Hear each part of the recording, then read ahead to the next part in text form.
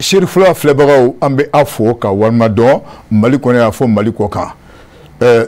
kari o kari surafanatɔ mana dun an bɛ fasodenw wele o bɛ n'o da don faso kuma na bi su na an bɛ Ala fo vraiment nisɔndiya don sabula bi su na kuma bɛ jɔn o kan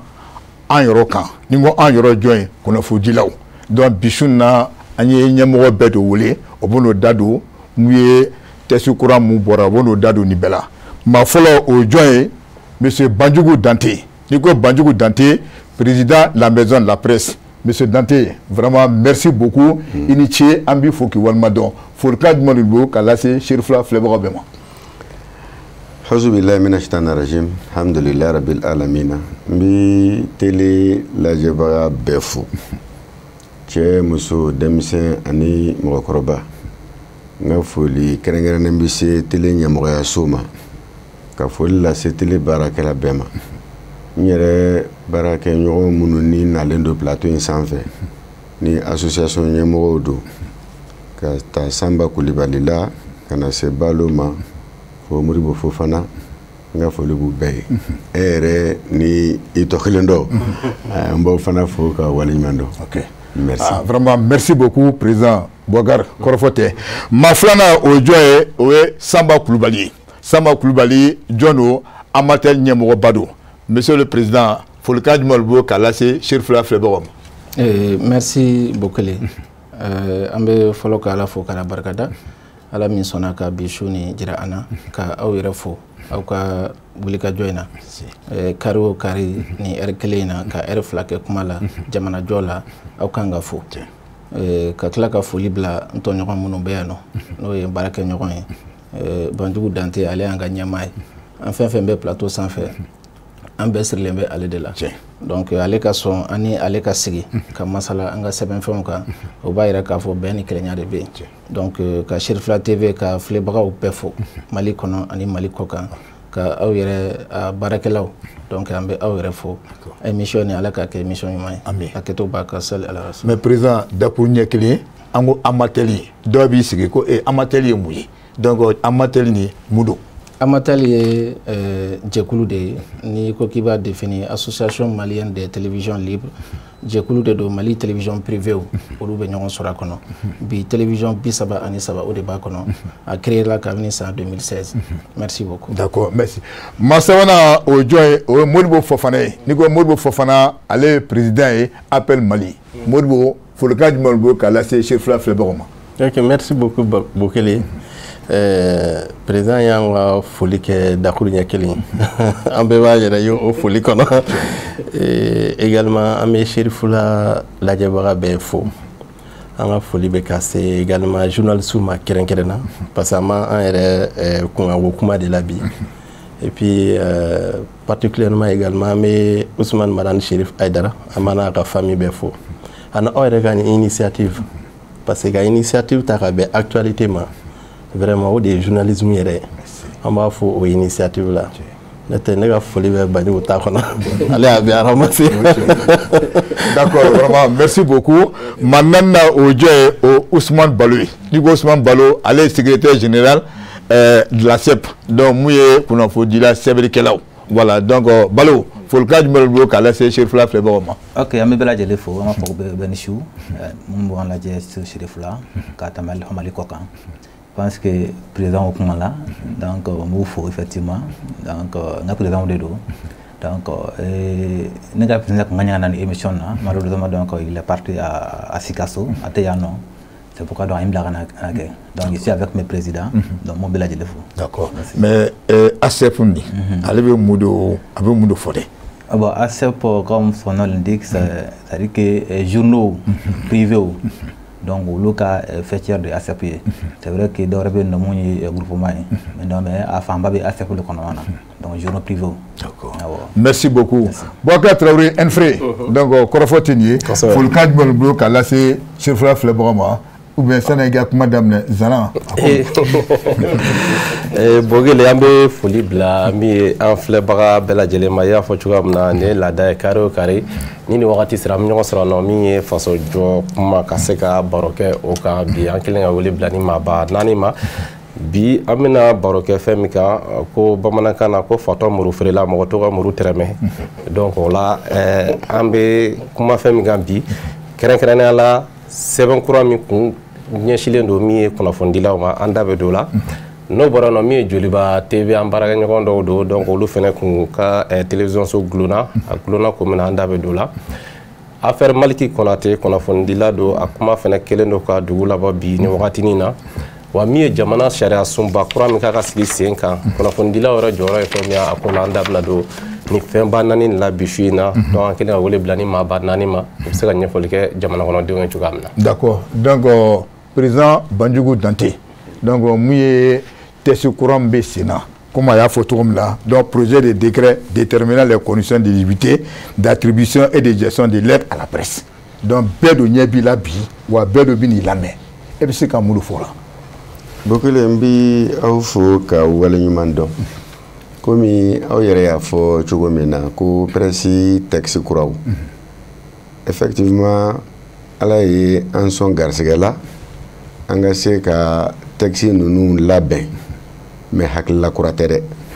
parce que a bi san 20 bɔ a yira k'a fɔ kunnafoni baara la an ka jamana kɔnɔ sariya minnu bi kunnafoni baara ta ani réalité yɛrɛ min bi sur le terrain o tɛ tali kɛ ni ɲɔgɔn ye sabu diɲɛnatigɛ la évolution de bi kɛ évolution in kɔnɔ i bi baara dɔ la sariya min bi baara in gérer ni o sariyaw ni baara in taabolo ma taa ɲɔgɔn fɛ a bɛ kɛ dɔ ka jɛ ye bɛɛ b'a dɔn k'a fɔ san tɛmɛnen ninnu na ko caman falenna ni ko i bi misaliya yɛrɛ ta sisan san 5 tɛmɛnen na ni tun y'a fɔ mɔgɔ dɔw ɲɛna an bɛ fɛn min kɛ WhatsApp la bi an bɛ fɛn min kɛ Facebook la bi ko diɲɛlatigɛ tun bɛna kɛ mɔgɔ dɔ sigilen bɛ Amérique i bɛ message ci a ma seconde min b'a suit a tigilamɔgɔ b'i jaabi dɔw b'a fɔ k'i bɛ sogo la donc ni a ma ɲɛ ko diɲɛ taara ɲɛ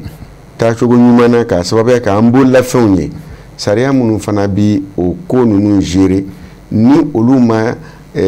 olu ni kokuraw ma taga ɲɔgɔn fɛ a bɛ kɛ sababuya ye fili ka don a kɔnɔ ala y'a kɛ Mali kunnafonidilaw ka soba ɲɛmɔgɔya kalifara anw ma en janvier 2021 an nalen an ye layidu 11 ta ko ni ala sɔnna an b'a fɛ k'o de timɛ waati min kɔnɔ danaya dalen don an ka kan ka baara in kɛ o dɔ ye k'a fɔ an b'an gɛlɛya cogo bɛɛ la walasa Mali textiw ani an bɛ baara min kɛ olu ka taa ni ɲɔgɔn ye o de kama an sigira yɔrɔ min na kalo 2 nana an ye tɔnsigi fɔlɔ kɛ ne yɛrɛ ka discours d'investiture kɔnɔ n y'a fɔ n k'a ka di n ye tɔnsigi fɔlɔ in a ka kɛ Segu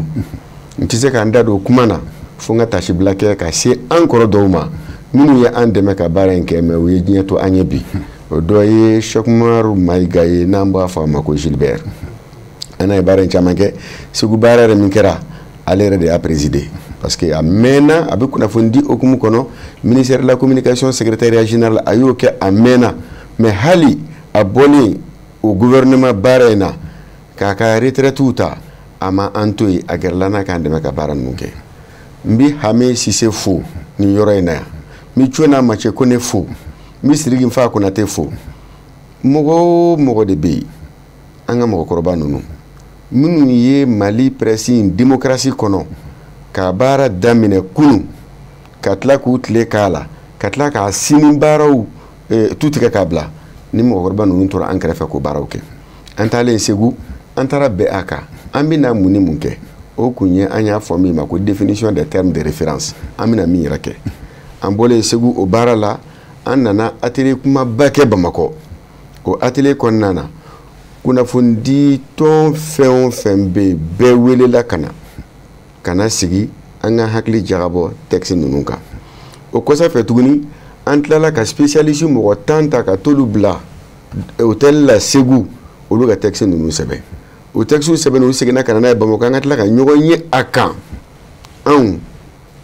ministère de la communication ani haute autorité de la communication n'o ye haki ye an nana bɛn o bɛɛ la an ye cérémonie officielle kɛ ka texte ninnu ta ka taa di haki ma a k'a lase a lase yɔrɔ la a don a ma fɔ Sherifula kɔ a ye reportage ɲumanba kɛ fɛn ninnu kan texte ninnu nana ta ka bɔ yen ka taa di gouvernement ma gouvernement ka texte ninnu ta n'u bɛ taa secrétaire général du gouvernement la mais texte suguya fila de don dɔw ye projet de loi ye dɔw ye projet de décret ye n'i ko projet de loi o bɛ taa assemblée de la CNT de bɛ yen bi bolokɔrɔta b'o ɲɛnabɔ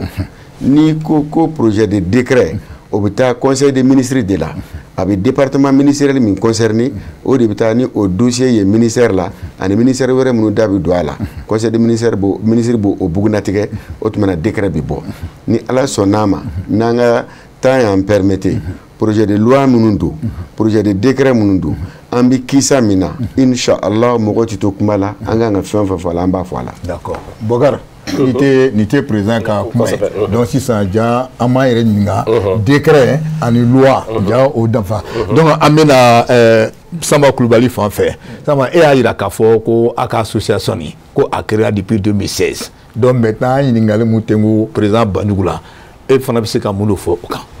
Anw bɛ ala de fo taxi in bɛ ka dilan anw de kama an minnu ni an ka jɛkuluw créé la k'a sɔrɔ taxi kɔrɔ bɛ sen na taxi kɔrɔ ni bilara sen kan kabini juillet 2000 o kɔrɔ k'a fɔ ni bi ka jan ɲɔgɔn na télévision bilara sen kan o télévision ka autorisation fɔlɔ dira le 29 décembre 2017 donc o kɔrɔ taxi minnu bɛ yen anw sen tɛ a kɔnɔ mais nin yɔrɔ in na an b'an profiter ka maison de la presse président fo kabini ale nana fo bi baara fɛn fɛn n'a bɛ kɛ a bɛ télévision associé sinon n'i y'a kɛ mɔgɔ dɔ ye a b'a fɔ aw t'a kɔnɔ wa aw sen tɛ a baara la a ka d'u ye cogo min u b'a kɛ u b'an bila kɔnɔ cogo min ka d'u ye nka a ma k'o cogo la baara o baara n'a kɛra ka taa Segu la ka na Bamako la a baara fɛn fɛn bɛ kɛ i bɛ taa sɔrɔ anw ka représentant b'a kɔnɔ u bɛ baara kɛ kabini a daminɛ fo laban ni ko taxi ninnu a bɛ ka kɛ anw de kama bɛɛ b'a dɔn bi télévision jɔyɔrɔ min b'a la Mali kɔnɔ surtout télévision privée a kɛra sababu ye maliyɛnw tun bɛ ja minnu lajɛ kɛnɛma ka jogow tiɲɛ télévision privée kɛra sababu ye bɛɛ ɲɛsinna Mali télé la bi i bɛ don du kɔnɔnaw na famille du kɔnɔna kɛmɛ o kɛmɛ i bɛ taa sɔrɔ 99 ka télé bɛ Mali télévision so dɔ la o kɔrɔ k'a fɔ nafa bɛ télévision na baara in ni ala sɔnna minnu b'a kɔnɔna na n'an bɛna u détailler i bɛna ye k'a fɔ Mali télévision ni a sɛbɛnfɛnw bɛɛ tɛmɛna an bɛna fɔ ko alhamdulilayi an bɛ min ɲini jamana fɛ an ka maison de la presse bɛ wuli ka jɔ min na u ka sɛbɛnfɛn ninnu ta k'u don ba la n'o tɛ a bɛna kɛ ka den wolo k'i ko don a la donc télévision privée a bɛna kɛ u bangena k'u bila mago tɛ k'u la a charge dun ka girin kosɛbɛ n bɛ se ka min fɔ kuma daminɛ na o de ye nin ye merci beaucoup. ok merci beaucoup président donc Bokar kɔrɔfɔ tɛ an bɛna Modibo Fofana fan fɛ ale ta ko appel Mali donc maintenant président Banjugu ye mun fɔ ani Samba fana nana ka na e bɛ se ka mun fɔ a ka tan na n'u ye appel Mali ta ye. ok merci beaucoup d'abord an bɛ an ka nouveau texte n'o ye la loi 046 a fɔ a ma ko loi 2000 président y'a fɔ cogo min tentative caman kɛra pour que ka loi in relecture kɛ mais malheureusement a ma se ka kɛ ale de ka mandat kɔnɔ c'est d'ailleurs à son initiative ka ko teliya loi in a relecture kɛra mun ye appel ye n'o ye association des professionnels de la presse en ligne an tɛ loi kɔnɔ fɔlɔ tuma bɛɛ ne sigira tabaliw kan n b'a fɔ loi foyi tɛ yen mun b'a jira k'a fɔ ko anw ka baara in kan ka kɛ au moins Samba y'o ja dɔɔni loi 2000 kɛlen don ka telew ta en compte mais loi in bɛ kɛ kuma min presse en ligne kow tun tɛ yen mais bien vrai que anw t'a kɔnɔ président y'an associé activité bɛɛ la ni loi mun filɛ nin a fɛn fɛn kɛra ne tun b'a bɛɛ la k'a daminɛ Segu fo ka na atelier fɛn fɛn laban na anw associé la bɛɛ la an bɛ dugawu de kɛ komi a y'a fɔ ko projet de loi ani projet de décret o bɛ yen mais mun b'an concerné o ye projet de décret pour que ka presse en ligne ka a don loi 046 la n'o ye loi 2000 ye an bɛ dugawu de kɛ komi CNT ko don an bɛ wagati min na furancɛ fanga don transition don ni loi in sera ka adopter ne bɛ se k'a fɔ presse kun ye malikura ko daminɛ yanni malikura ko kuma ka fɔ parce que anw ye nin décision ta ka sɔrɔ nin kuma tɛ fɔ bon Banjugu ka discours là je me souviens très bien on a parlé de la refondation mais dɔw nana refondation tigi mina anw yɛrɛ la exactement parce que anw ta tɛ politique ye on y'a ye k'a fɔ texte min bɛ yen bi bi in na il faut k'a ka adapter fɛn kuraw la parce que aujourd'hui n'i y'a jate minɛ radio bɛɛ bɛ ka taa presse en ligne na wa télévision yɛrɛ bɛ ka taa presse en ligne na média fɛn fɛn bɛ yen bi bi in na n'a caman bɛ yen i b'a sɔrɔ u b'u ka sitew créer wa n'u b'u ka sitew créer u b'u ka page réseaux sociaux créer bon bi bi in na kunnafoni taabolo bɛ ka yɛlɛma il faut qu'an ka loi min bɛ yen i n'a fɔ loi 046 a ka ta en compte o de y'an ka yɔrɔ niveau a fɔ de ma ko projet de décret parce que projet de décret u b'anw arranger joona a ka fɔ ko k'a kɛ loi ye parce que a loi kuma bɛ sɔn ka caya kosɛbɛ bon hakilina jagabɔ la je pense que an bɛ dugawu de kɛ ala ka an ka loi in relecture a ka adopter joona pour que au moins Mali presse bɛ se ka assainir kosɛbɛ et puis an fana bɛ se ka kɛ compétition ye dans la sous-région. Ok, merci beaucoup. Bogar, ni kun ye Fofana ye ale ka fisa an bɛna Ousmane Balo fan fɛ min ye ACEP ta ye donc Balo ni kuma saba nin bɛɛ la aw fana ka côté la e bɛ se ka mun fɔ. Ok, bɛɛ lajɛlen fo. En fait, c'est vrai que ACEP c'est-à-dire que an bɛ yan mɛnna mais texte min bɛ labɛn cogo min na o y'a sɔrɔ an ka bureau ma sigi fɔlɔ c'est-à-dire que an ka bureau sigila le 11 juin 2022 donc o y'a sɔrɔ texte ninnu baara caman kɛra mais an nalen ka na se sisan ma an ye texte ninnu sɔrɔ an fɛ yen an ye baara ka kan kosɛbɛ et puis depuis n'an fana nana baara fɛn fɛn kɛra texte nin kan n'a kɛra maison de la presse ou ailleurs donc o y'an impliqué a la donc n bɛ se k'a fɔ texte ko ninnu an b'a kalama et puis donc an fana ko depuis n'an nana fɛn fɛn bɛ yen nɔ n'a bɛ se ka kɛ presse kɔnɔna na pour que au moins ka se ka an ka domaine assaini donc ka se ka journalistes protéger ka se ka an ka entreprise fana taa ɲɛ an b'a la donc o kutu kɔnɔna na an ye fɛn caman kɛ ni Banjugu ye ani président ninnu tɔ o tɛ se kɔnɔ mais an ka laɲini min sisan nɔ au moins texte ninnu ka se ka comme y'a fɔ cogo min na adopter pour que au moins donc an bɛ se ka baara kɛ cogo min na comment dirais-je dans la grande protection. Voilà. Bogar kɔrɔfɔ tɛ nin ye donc a bɛ yira k'a fɔ président Banjugu Dante franchement i yelen kɛnɛ kan donc mɔgɔ bɛna kuma caman faamu o tɛ wa donc sisan kuma b'i bolo Bokar. Ok président n bɛ ɲininkali min k'i la nin wagati nin na i ye kuma kɔni kɔri kuma daminɛ la k'a yira k'a fɔ aw kɛlen don ka sariya dɔw boloda ka ɲɛsin kunnafonidilaw ma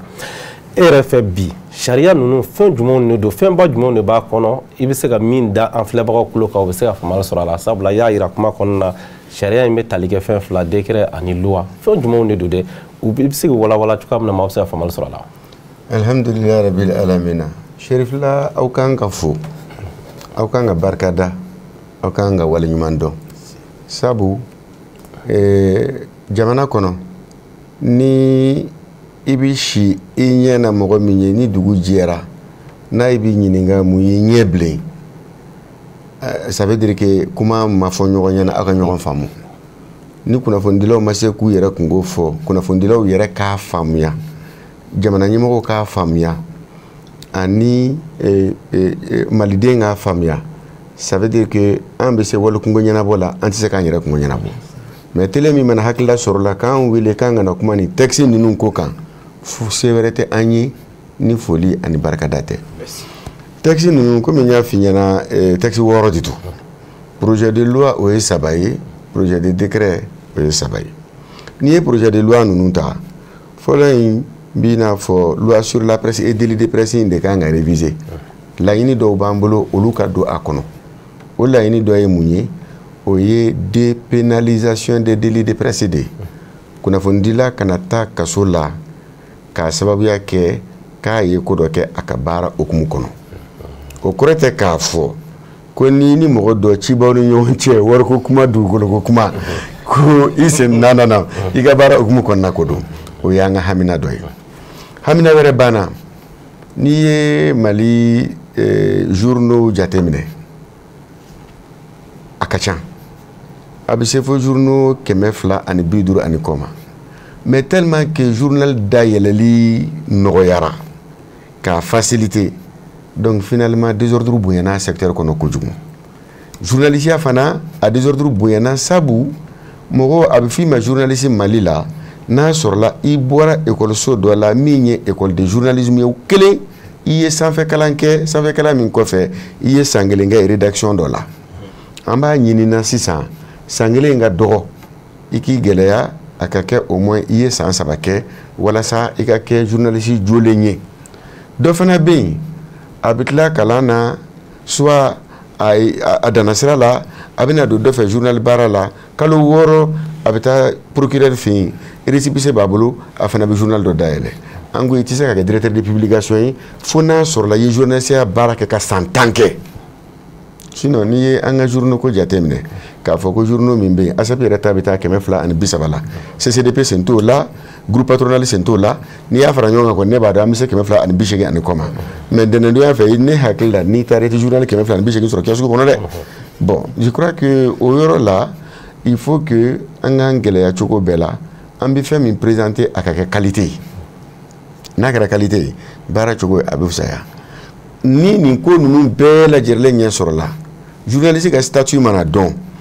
mɔgɔ min bɛ se ka k'a ɲɛmɔgɔ ye o mana dɔn jɔnni ye patron ye o mana dɔn jɔnni ye baarakɛla ye n'o dɔnna o tuma na mɔgɔ minnu bɛ baara kɔnɔ olu ka hakɛ ko ɲɛ bɛ sɔrɔ ka kɛ n'a INPS ko ye o ka kɛ n'a AMO ko ye o ka kɛ n'a ye i tɛ se ka mɔgɔ sara ka jigin hakɛ min duguma o bɛɛ lajɛlen bɛ dɔn parce que il faut se dire la vérité désordre de ka di mɔgɔ dɔw ye et tant qu'an bɛ désordre kɔnɔ dɔw bɛ gagner et malheureusement désordre ka di minnu ye ani minnu bɛ baara ɲuman kɛ olu tɛ se ka taga ni ɲɔgɔn ye o sabu désordre ka di maa min ye n'ale bɛ gagner o kɔnɔna na n'a kɛra ka ɲɛ ale sen t'a la o donc o texte in bɛna kɛ sababuya ye k'o ko lajɛya cogo ɲuman na walasa i bɛ se k'i ka baara kɛ ka balo a la dignement proprement a ka kɛ organe viable fana ye loi filanan ye min ye o ye loi d'accès à l'information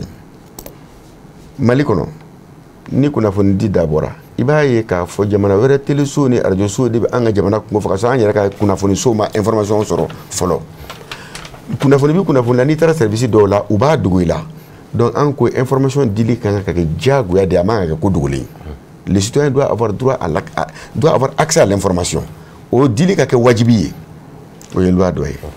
et loi sabanan min bɛ yen o ye haute autorité de la communication yɛrɛ modification ye parce que a forme min bɛ yen sisan mɔgɔ minnu kan ka taa kɔnɔ u kan ka taa cogo di u si kan ka kɛ jumɛn ye donc loi in b'o kan mais bi min ye urgence ye an bolo komi i n'a fɔ n dɔgɔkɛ Modibo y'a fɔ cogo min na o ye projet de décret ninnu de ye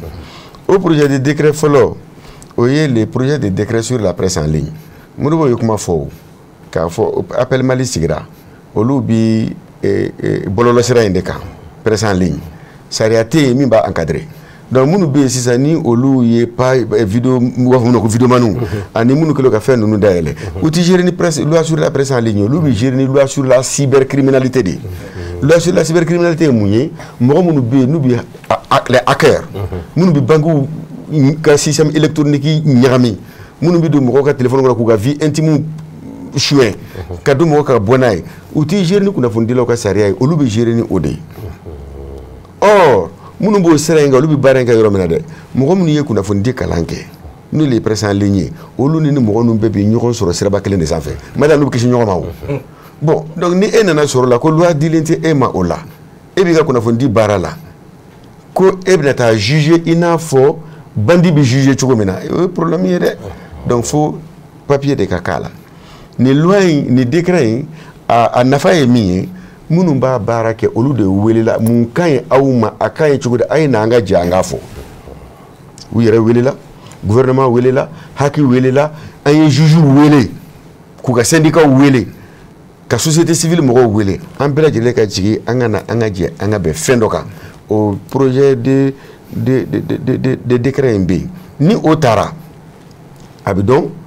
mɔgɔ si tɛ yen min b'a dɔn studio hakɛ min bɛ Mali kɔnɔ bi minnu nisɔn mana diya u bɛ studio dɔ dayɛlɛ u bɛ taa débat organiser minnu diya u b'a fɔ minnu diya u b'a kɛ u bɛ publicité yɛrɛ kɛ mais télé ka girin page Facebook ninnu kan télé ka girin n'a fɔra mɔgɔ dɔ bɛ yen a tɛ autorisation t'a la fin t'a la jɛ t'a la o tigilamɔgɔ bɛ tila tuguni ka taa dumping anglais b'a fɔ cogo min na la vente à perte ni publicité min kanga ka di téléso ma ni téléso kanga wa kema sorala ni wa duru ni ma fa bo mina ka temena yere il n'a rien à perdre donc il faut que ninga dabla aka professionnaliser mo chama ye ke guya bara doke ubi bara mali kono société de la gagre société de la kati n'importe qui peut créer une société donc bu société de daele boutique ba la fon ba la ubutla tukuni ka diffusionner yorani fana do akon nane ni kuma na ko bit impôt sara ou taxe sara mais en réalité qu'on faut dit c'est kata au banaliser jusqu'à ces points donc au cas gelen au yoro là donc ni ala ke ni pression ligne ka ni décret adoptera ka adopter ka appliquer chocolat mi nga bare mi kan ka minke mi ma ka minke o be clarifier nettement projet de décret flana min be o ye carte de la presse carte de la presse ye quartier sebe mina kan ka di kuna fondila ma aka bara kono na dirima abi makama dai ka abi ka bara no ay bulo yoro la ni tara jamana ko la shilikela munu be o kan ka do ay karsa tu aka teme karsa manga mina ka bloquer ni yorena ni kuna fondila de deme kanga do ala akanga soutenu akanga baraka kanje mais o kuna fondi sebe papier mindo papier na fama belebele do amanga ye bebulu bena mankan na bidi akada dibarama sinon modo be na dirama mina mankan abi bandiya kana bi mo nyagame na mo détourner nay fo carte de presse nga ka carte sécurisée leni akadi addi chocolat na dira fana akaseka boshi muna fendo be dima ka keni ka statut ni kini bonya minga kan ibo de mériter mais ni bora o bonya kona kanga boshi lawo mimba di o de kanga boshi donc o de la nya nyini ka de presse na be di aka ke commission nye kuna fondila yera ka mo sememina minte gouvernement ka dilenye aka ke haki sembala organisation professionnelle fana sembala donc ni yeko ke na mabe ito nyoko ne ba fo ni anga quartier manka kanga boshi la mais aujourd'hui journaliste do bita ko jugu ka bi bien fin belajer lenke mo bi maison la presse neni ou ba do ya aka ni ya do ta ya bota e bi se ka papier boshala i papier di i bi papier boshi yemindi e ma papier minde bo mina chugodi aya soro chugo mina eto don mais a dira ni dika mi ni dabo kumana na e fenke aka mina la wate kunguru ni o bi aka mina la définitivement adabe do kumana sabana mimbe ni oye projet de décret kuma aide à la presse ka aide à la presse munye jamana de kanga ka deme do aka kuna funi disola sarakate delite droit de do mali kono ko inda minena kabri les années 95 millions keme fla de kumbedi mali journaliste mali presse souma journaliste tere presse souma radio so ani télé so o war mun bi radio so ani journaux o war mun bi fo télé to ma fo la folo personnel ligne to ma fo la kabri radio mali radio so be farle nyonga atite me biduruka kabri journaux be farle nyonga atite me biduruka million keme fla inde kumbedi nga enfle domina ikobi journaux no anyu dafo ne ye urtel nyemoy radio keme nani ani radio biolonvla ani radio duru de anga tongono wari yetlali ko laba minke radio keme saba ani radio shegi olu do ka dossier do or odun ko fa radio mun da yela la ame keme duru san febi mais war min bidi fema faraka de abinade abina chobodi hakilla ani occasion soro ka nyefo wari laba min tlala o tlala condition mina ani gelaya min kono tellement que wartunga do premier ministre min tumbi be ka premier ministre laba yere de million que me fla fara warka donc o mi nana ke o warde nana tla ko ke aide 2018 ni aide 2019 yi o de tlala janvier 2020 ka bo au janvier 2020 na kana se nyinama war min sarla 2020 kono ni ya million bisaba ensuite million mougan saba ni a fara ñonga à peu près 55 millions anana bola 2021 kono je crois que million bi saba ñogon sarala ani million bi kono tan wulubla ñogon sarala on nana sara fo janvier 2022 janvier 2022 bela jerelin kono mali gouvernement war min di ko aide à la presse million mougan ani million saba million mougan ani million saba o de sarala en 2022 maintenant ni war nununti sangele war wiye n'a wari bɛ tila exercice annuel de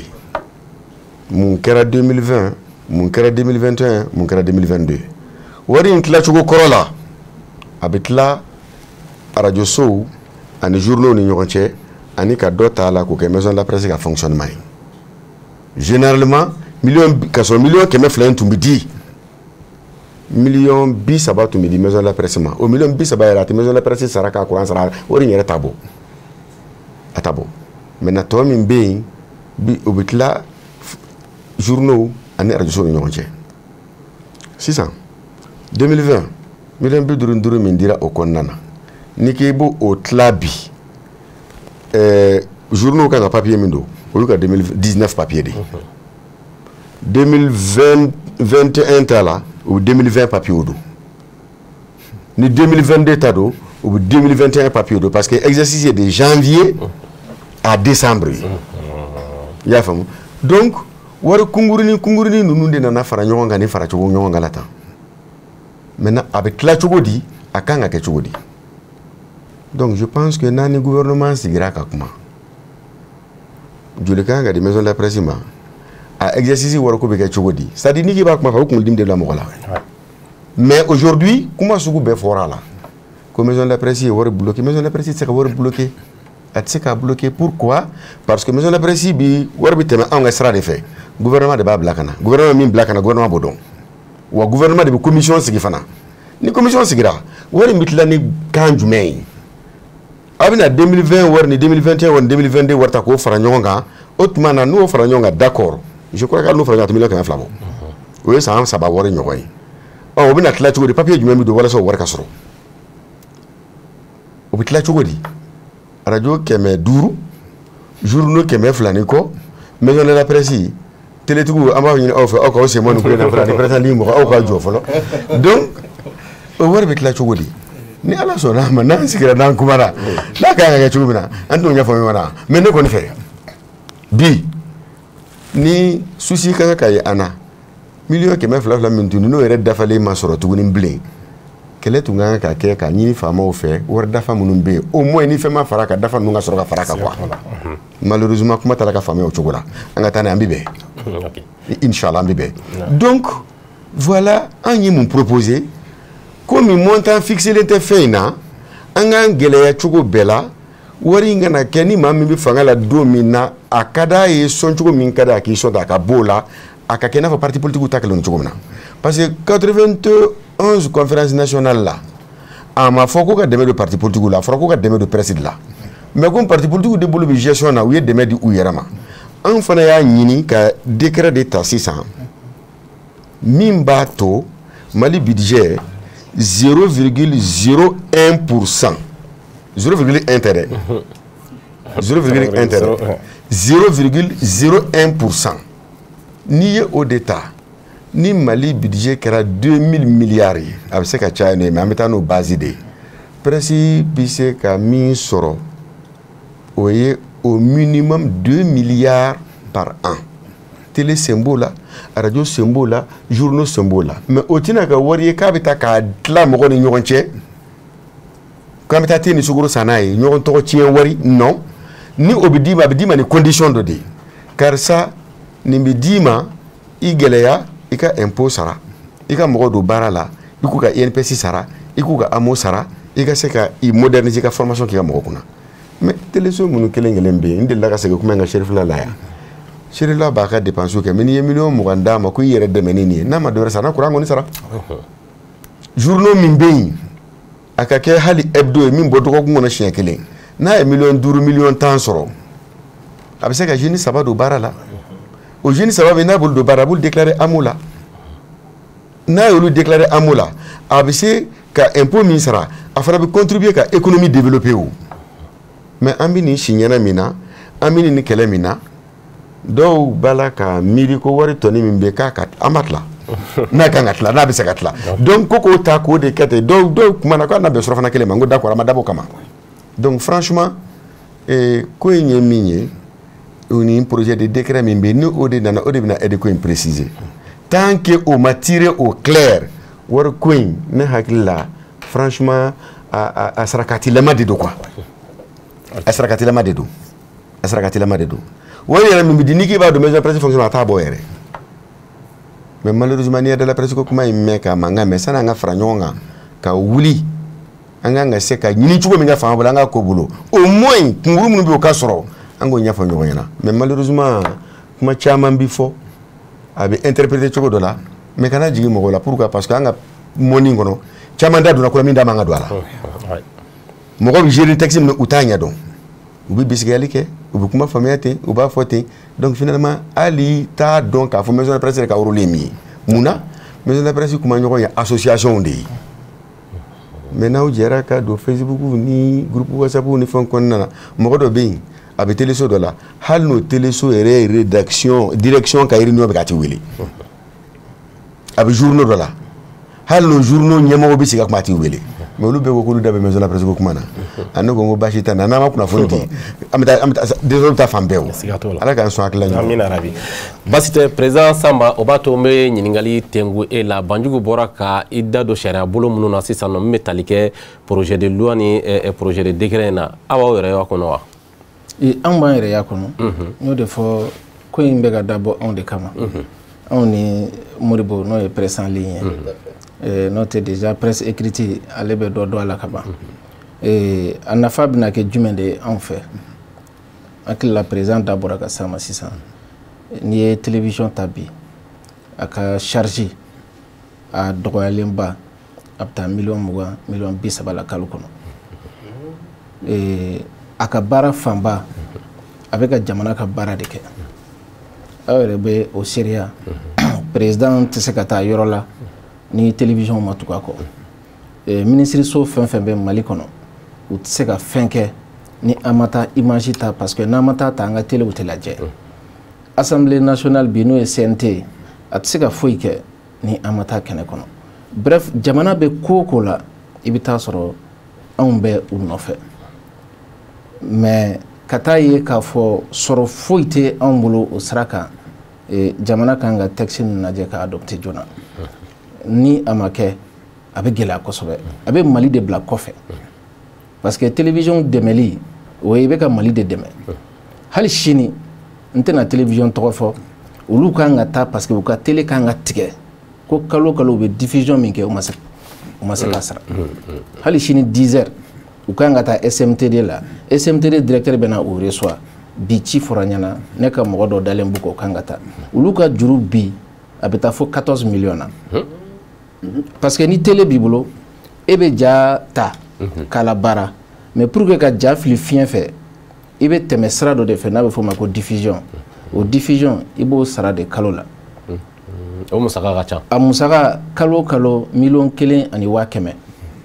komi covid bɛ yen u ye nɔgɔya da kɛ ka kɛ kalo kalo ka kɛ $100,000 bon télé san o san malgré que téléw dayɛlɛnna u ye musakaw de sara ka dayɛlɛ mais téléw bɛ wari de fɛnɛ sara haki ye san o san n'a bɛ fɔ o ma ko redevance annuelle o sen tɛ impôt la o sen tɛ baarakɛlaw sara la o sen tɛ courant na yan Serifla TV la courant min bɛ sara kalo kalo a dɔgɔyalenba o ye $1,50,000 kalo kalo $1,000,000 o de bɛ sara courant na ye mais i b'o sara cogo di a ma nɔgɔn ka taa ye ko jamana ka apport foyi tɛ o la a ka gɛlɛn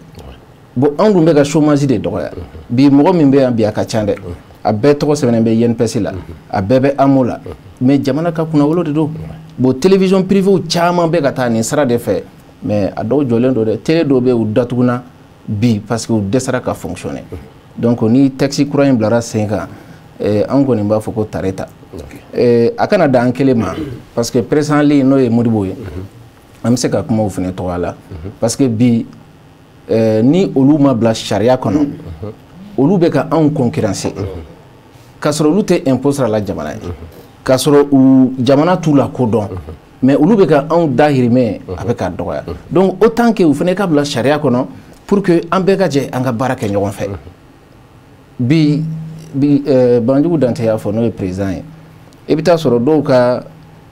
dɔw bɛ publication kɛ hali u ka magasin kɔnɔ ka magasin dilan ka caméraw bila kɔnɔ et puis don o don u bɛ image fili wa olu bɛ publicité min kɛ hali télévision sow ta kɛ mais jamana sigilen bɛ k'a lajɛ o ka gɛlɛn sa dɛ anw dun bɛ ka hakɛ de sara donc n'olu sara ka bila sariya kɔnɔ bi k'u fana ka loi ka voter u fana ka bila hukumu kɔnɔ vraiment o bɛ diya anw ye kosɛbɛ m'a dɔn fana jamana ɲɛmɔgɔw bɛ na kɛ min ye carte de la presse ye o baara in ye baara ɲumanba de parce que ni mɔgɔw ma bɔ ɲɔgɔn na a ka gɛlɛn hali fɛn fila bɛ yen mɔgɔw b'a ɲagami carte professionnelle n'o ye misalala aw bɛ baara kɛ Sherifla TV la Sherifla TV carte bɛ baarakɛla bɛɛ bolo a bɛ commercial bolo a bɛ comptabilité bolo a bɛ aw yɛrɛ bolo mais o ni carte de la presse k'a fɔ k'i ye journaliste ye o n'o tɛ kelen jamana de b'o di k'a lakodɔn k'a fɔ ko karisa yɛrɛ de ka baara ye kunnafoni di ye n'o ma kɛ jamana bɛ kɛ laisser aller n'a kɛra laisser aller a tiɲɛni de barika ka bon kojugu bi Mali b'o niveau de la i bɛna ye k'a fɔ bɛɛ bɛ kuma min y'a kalan kɛ min ma kalan kɛ bɛɛ bɛ kuma min ka di min ye o b'o fɔ liberté d'expression o de don parce que n ye journaliste ye a ka gɛlɛn kojugu donc vraiment texte kura nin n'a kɔni bilara sen kan rapidement an b'a fɔ ko tareta ok parce que Modibo Fofana b'a to n bɛ taa fan fɛ sabula nin ko in a fanba bɛ aw de kan kosɛbɛ exactement si parce que bibi na hali ni min ye u bɛ hakɛ to hali ni min ye téléphone kelen sɔrɔ pap a bɛ bɔ donc k'i sigi donc ka télé dɔ créer donc pratiquement a fanba bɛ aw de kan kosɛbɛ an b'a ye k'a fɔ kuma caman n bɛ taa o yɔrɔw de kɔnɔna fana na bibi na i dun y'a fɔ sɛbɛn fura tɛ aw ka ko la est ce que nin ko in a tɛna aw arranger kosɛbɛ ani ka jamana mɔgɔbaw fana arranger sabula kuma bɛɛ de kuma kɔni bɛ taa ni lagosi ka taa ka olu maa dɔw sɛgɛrɛ kuma dɔ la. tout à fait i ka kuma ɲɛna ne yɛrɛ bolo i b'a fɔ ko texte a dabɔra anw de kama tiɲɛ yɛrɛ la o de y'a to n y'a fɔ président ye anw associé a la bien vrai que an tɛ maison de la presse kɔnɔ mais k'a daminɛ fo ka taa laban anw y'a bɛɛ participer ni texte in adoptera a bɛ kɛ fête de ye anw bolo parce que il faut reconnaître aujourd'hui que Mali kɔnɔ kunnafonidila journaliste kelen tɛ kunnafonidila ye tuguni la magie des réseaux sociaux a ye bɛɛ kɛ kunnafonidila ye sama ni président yɔrɔ dɔ fɔ ne b'a aromatiser dɔɔni n bɛ kɔgɔ dɔɔni k'a la n'i ye presse en ligne lajɛ hali mɔgɔ dɔw tɛ danfara dɔn anw ni vidéoman cɛ plateau caman ne yɛrɛ y'a remarqué ne ye n yɛrɛ sɔrɔ plateau kan journaliste yɛrɛ bɛ to k'a fɔ ne ye a ko komi e ye réseaux sociaux ka président ye vidéoman ka kɔɲɔw bɛ e bolo e hakilina ye mun ye n b'a rectifier ko non ko ne ye presse en ligne président de ye o ye i n'a fɔ journal papier internet kan télévision internet kan radio internet kan Canadakaw b'a wele ten de presse sur internet ko ne y'o président de ye ko ne tɛ se ka kɛ vidéoman ka président ye parce que bɛɛ bɛ se ka kɛ vidéoman ye a ye mun fɔ tiɲɛ don bibi in na tellement bɛɛ kɛra télé mɔgɔ bɛɛ kelen-kelen kɛra télé Mali la parce que ni mun tɔgɔ bɛ yen i n'a fɔ Modibo a bɛ se ka sɛbɛn ko Modibo TV Balo TV Samba TV et pourtant o bɛ image balancer tile fila ni i bɛ se k'a mɛn k'a fɔ ko studio b'a bolo ne bɛ tile ka demande sɔrɔ n ka yɔrɔ la Appel Mali la dɔw bɛ se ka na ko ko président ko n ye télé 3 dayɛlɛ ne ko bon ko web TV 3 bɛ n bolo n bɛ fɛ ka don Appel Mali la ne ko n ese bɛ télé yɛrɛ kɔrɔ dɔn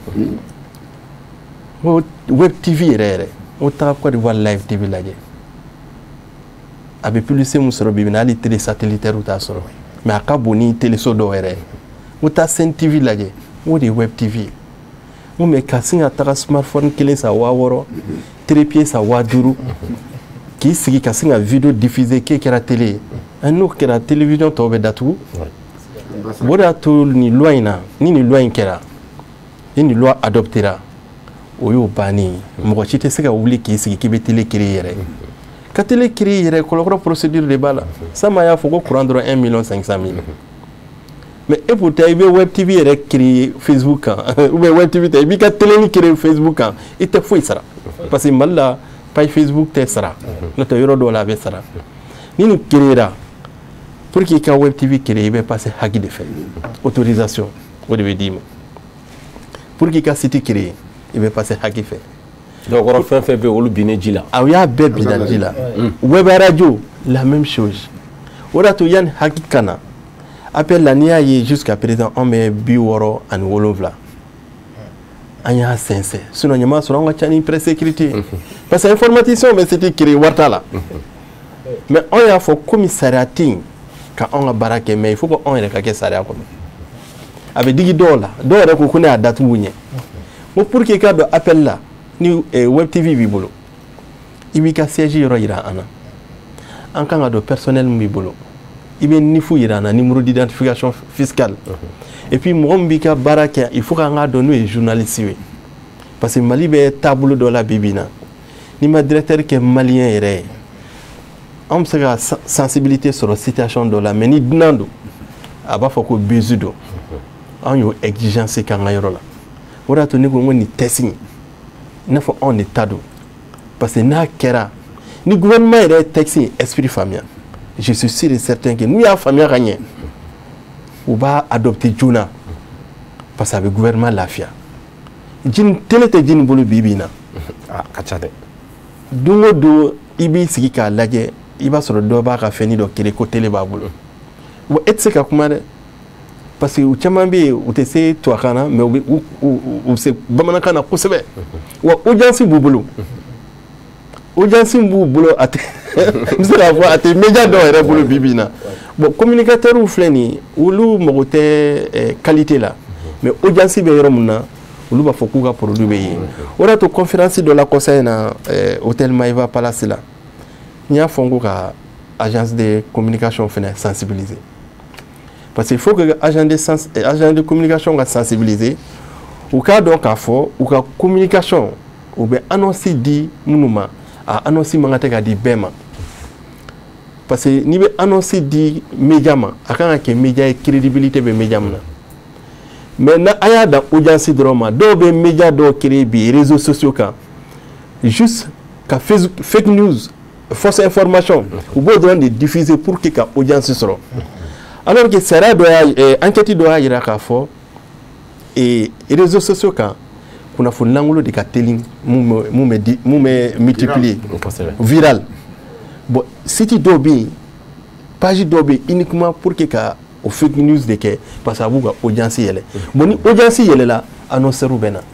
bon n'i ye agent de communication fana sensibiliser u kan ka dɔn k'a fɔ an ka publicité man ka tɛ ka taa bin site dɔw kan minnu ka baara ye ka kunnafoni kolon di i dun b'a dɔn n'i ye kunnafoni kolon di a bɛ se ka du ci a bɛ jamana déstabiliser a bɛ siya kɛlɛ lana bon olu t'o dɔn voilà pour que Samba y'a fɔ cogo min ni test in on ni télé privé mɔgɔ a b'o de arranger ka tɛmɛ bɛɛ kan. ok ASEP maaw je pense que aw fana parce que aw taara aw tɔgɔ ma a kɔnɔna na an y'a ye k'a fɔ o journal kɔni bɛ créer à tout moment donc je pense a ko kɔni bɛna aw fanfɛla fana ka tɛmɛ ka kɛ tɛmɛ k'a sɛnsɛn kosɛbɛ dɛ. Oui, effectivement, n'i y'a ta k'a lajɛ bi bi in na an nalen an ye an ka liste actualisée ASEP la on est aujourd'hui à 234 journaux. Oui. Donc 234 journaux en année on a eu à peu près 3 à 4 demandes d'adhésion. Une semaine qu'on a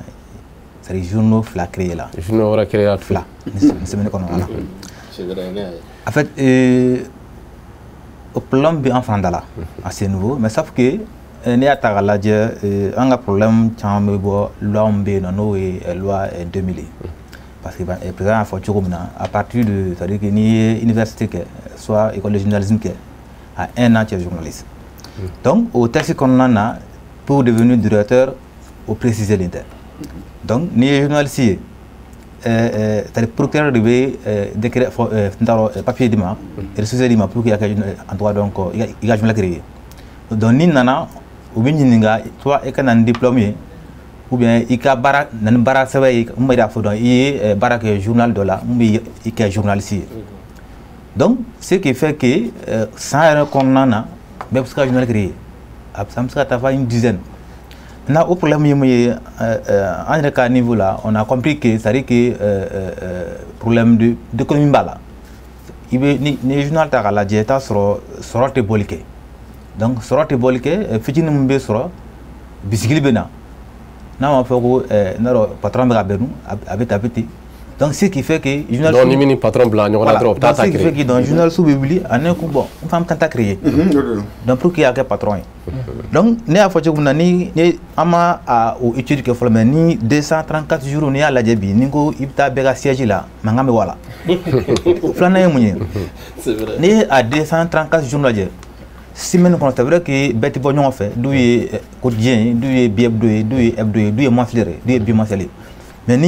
ni tara semaine qu'on a que sur la ni ko bi constat que vita so quand même plan bi ça nan na journée mon bois semaine qu'on a à tête mais kemeka donc au journaux double non ou bien effectivement anga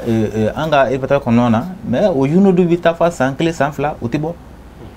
malheureusement parce que en faisant un texte mbambolo non ou tisi ka en permettre ka foko en bisika au senzen ce qui fait qu'on allait en commission blanc place pour que texte bisika religieux comme ça c'est à un niveau là parce que hakita en concerne en fait hakiti c'est ka journal ou tes papiers du journal m'a pour que a créé vous voyez donc c'est pourquoi ni texte ni temena besoin faut dire comme ça na faut comme pour que un journal créé il faut avoir donc 10 ans d'expérience c'est vrai que le journal mon client déjà n'a pas moins bien non plus que ça sera aujourd'hui ou bien ka tout n'avait galère mais ce que sur mon comme be créé avec la mais peut-être que au lieu que chaque semaine 2 ou 3 journaux on me sera sans fla que ça sera à tête mais journaux nanka donc oui follow donc ni qui évidemment bibina comment dire fait carte de presse c'est un peu la même chose follow mon carte follow mon dira mo ka chama bi anga lun konna son directeur mais carte tout boulot commission ça fait longtemps que commission travaille que tourne donc c'est sûr que donc ça dit que carte mon be mo ko boulot ou deux ya chama périmé là dans monébeke taxis n'allait en faire non on a noté que quand il a fait que bon c'est-à-dire que directeur chama bi no ma carte solo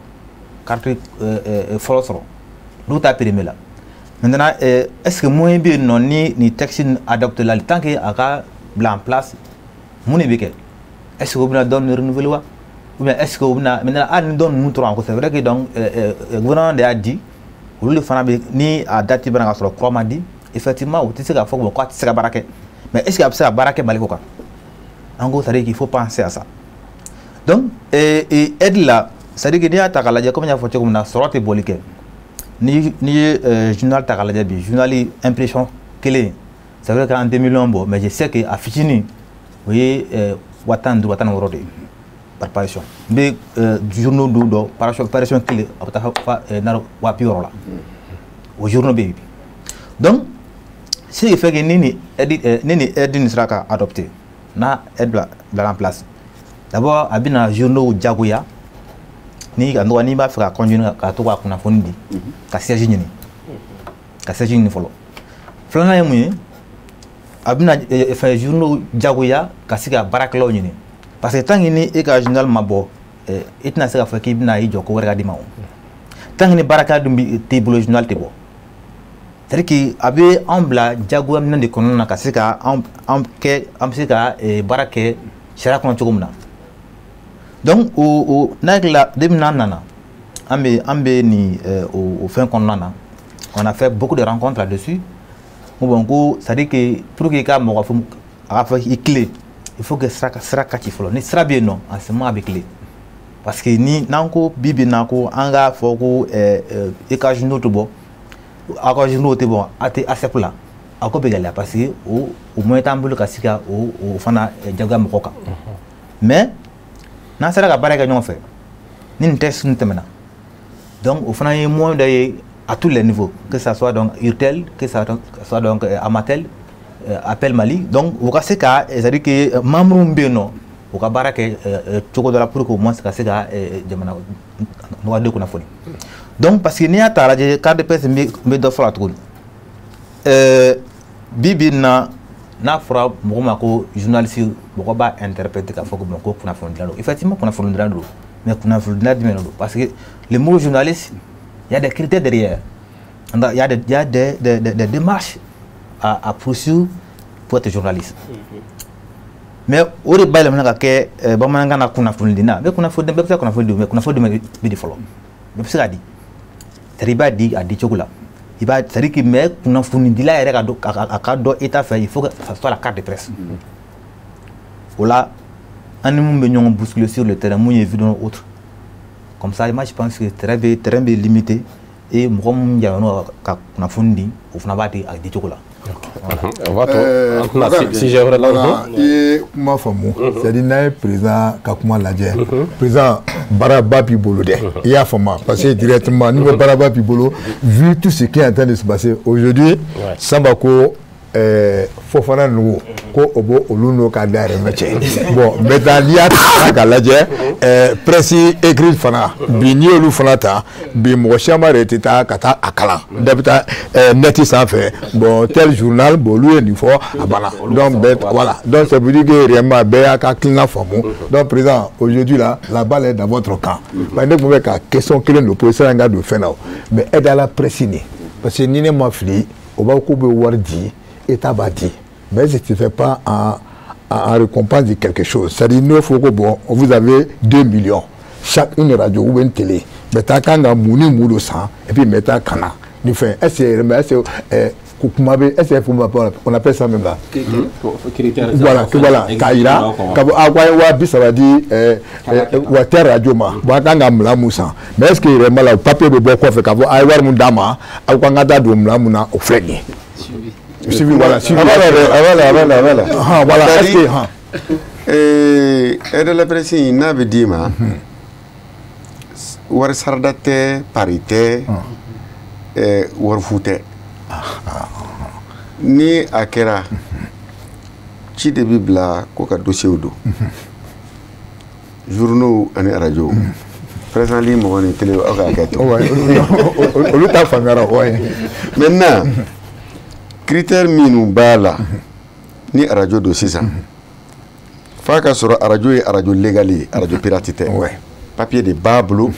min b'a sigi k'a fɔ ko ni radio in de don min bɛ f'a ka dɔn k'a fɔ ko radio in datugulen tɛ a b'a ka émission kɛ réellement a ka dɔn fana k'a fɔ radio in baarakɛlaw b'a bolo minnu tɔgɔ sɛbɛnnen don contrat b'u la. Ensuite, ni radio commercial do akaye fana k'a fɔ ko radio in ye impôt sara mais nin bɛɛ ti fɔ da la ko n b'a sɛbɛn nin bɛ nin bɛ i b'a sɛbɛn de bila ka na sɛbɛn o sɛbɛn point dɔ de b'o la sɛbɛn o sɛbɛn point dɔ de b'o la ni journaux do siège b'a la contrat de travail b'a la irrégularité b'a la i y'a faamu n'a s'a bɔ régulièrement ni o bɛɛ de bɔra fɛn o fɛn fɔlɔ filɛ nin kelen kelen fɛn fɛn bɛɛ ye point dɔ ye. Bon, ni point que c'est millions qui me font des cas. Il y a femme. Maintenant, c'est ça. Ni 2020 warda finyana. Ka 2021 war finyana. Ka 2022 war finyana. Ni yo lu tasisa ki na commission sigi. Commission ngale de bina sigi nimbe kuna wa tari sa onsa commission de bina sigi ka fo 2020 parce que 2020 jate ni kari 2019 jate de. Donc i ka 2019 jour no be munu bora kana nanaye. Mais si ça en bas donc k'a fɔ mɔgɔ caman bɛ yen u bɛ se ka journal maquette bɔ k'a bila Facebook sanfɛ mais i b'a ɲini kɛsu kɔnɔ i t'a ye radio dɔw fana bɛ yen olu ye sakaminɛ ye ah oui u b'a dayɛlɛ i y'a faamu ni politique fiɲɛ suru wulila u b'a dayɛlɛ waati n'o tɛmɛna u b'a datugu bon hagi na le gargara ka caman b'o la donc franchement critères de b'a la maintenant ni i nana fana tuguni i bɛ document mun di pour que k'a sɔrɔ e ni tɛmɛnen min papier minnu dir'i ma i y'o don min na dɛ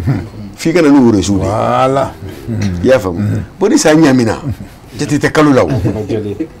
i y'a faamu sa mana ɲagami jate tɛ kalo la d'accord mais waati dɔ la an b'o bɔ mun kalama aw tun ye presse privée fɛ mais hors terme dɔ tun bɛ di hors terme ma non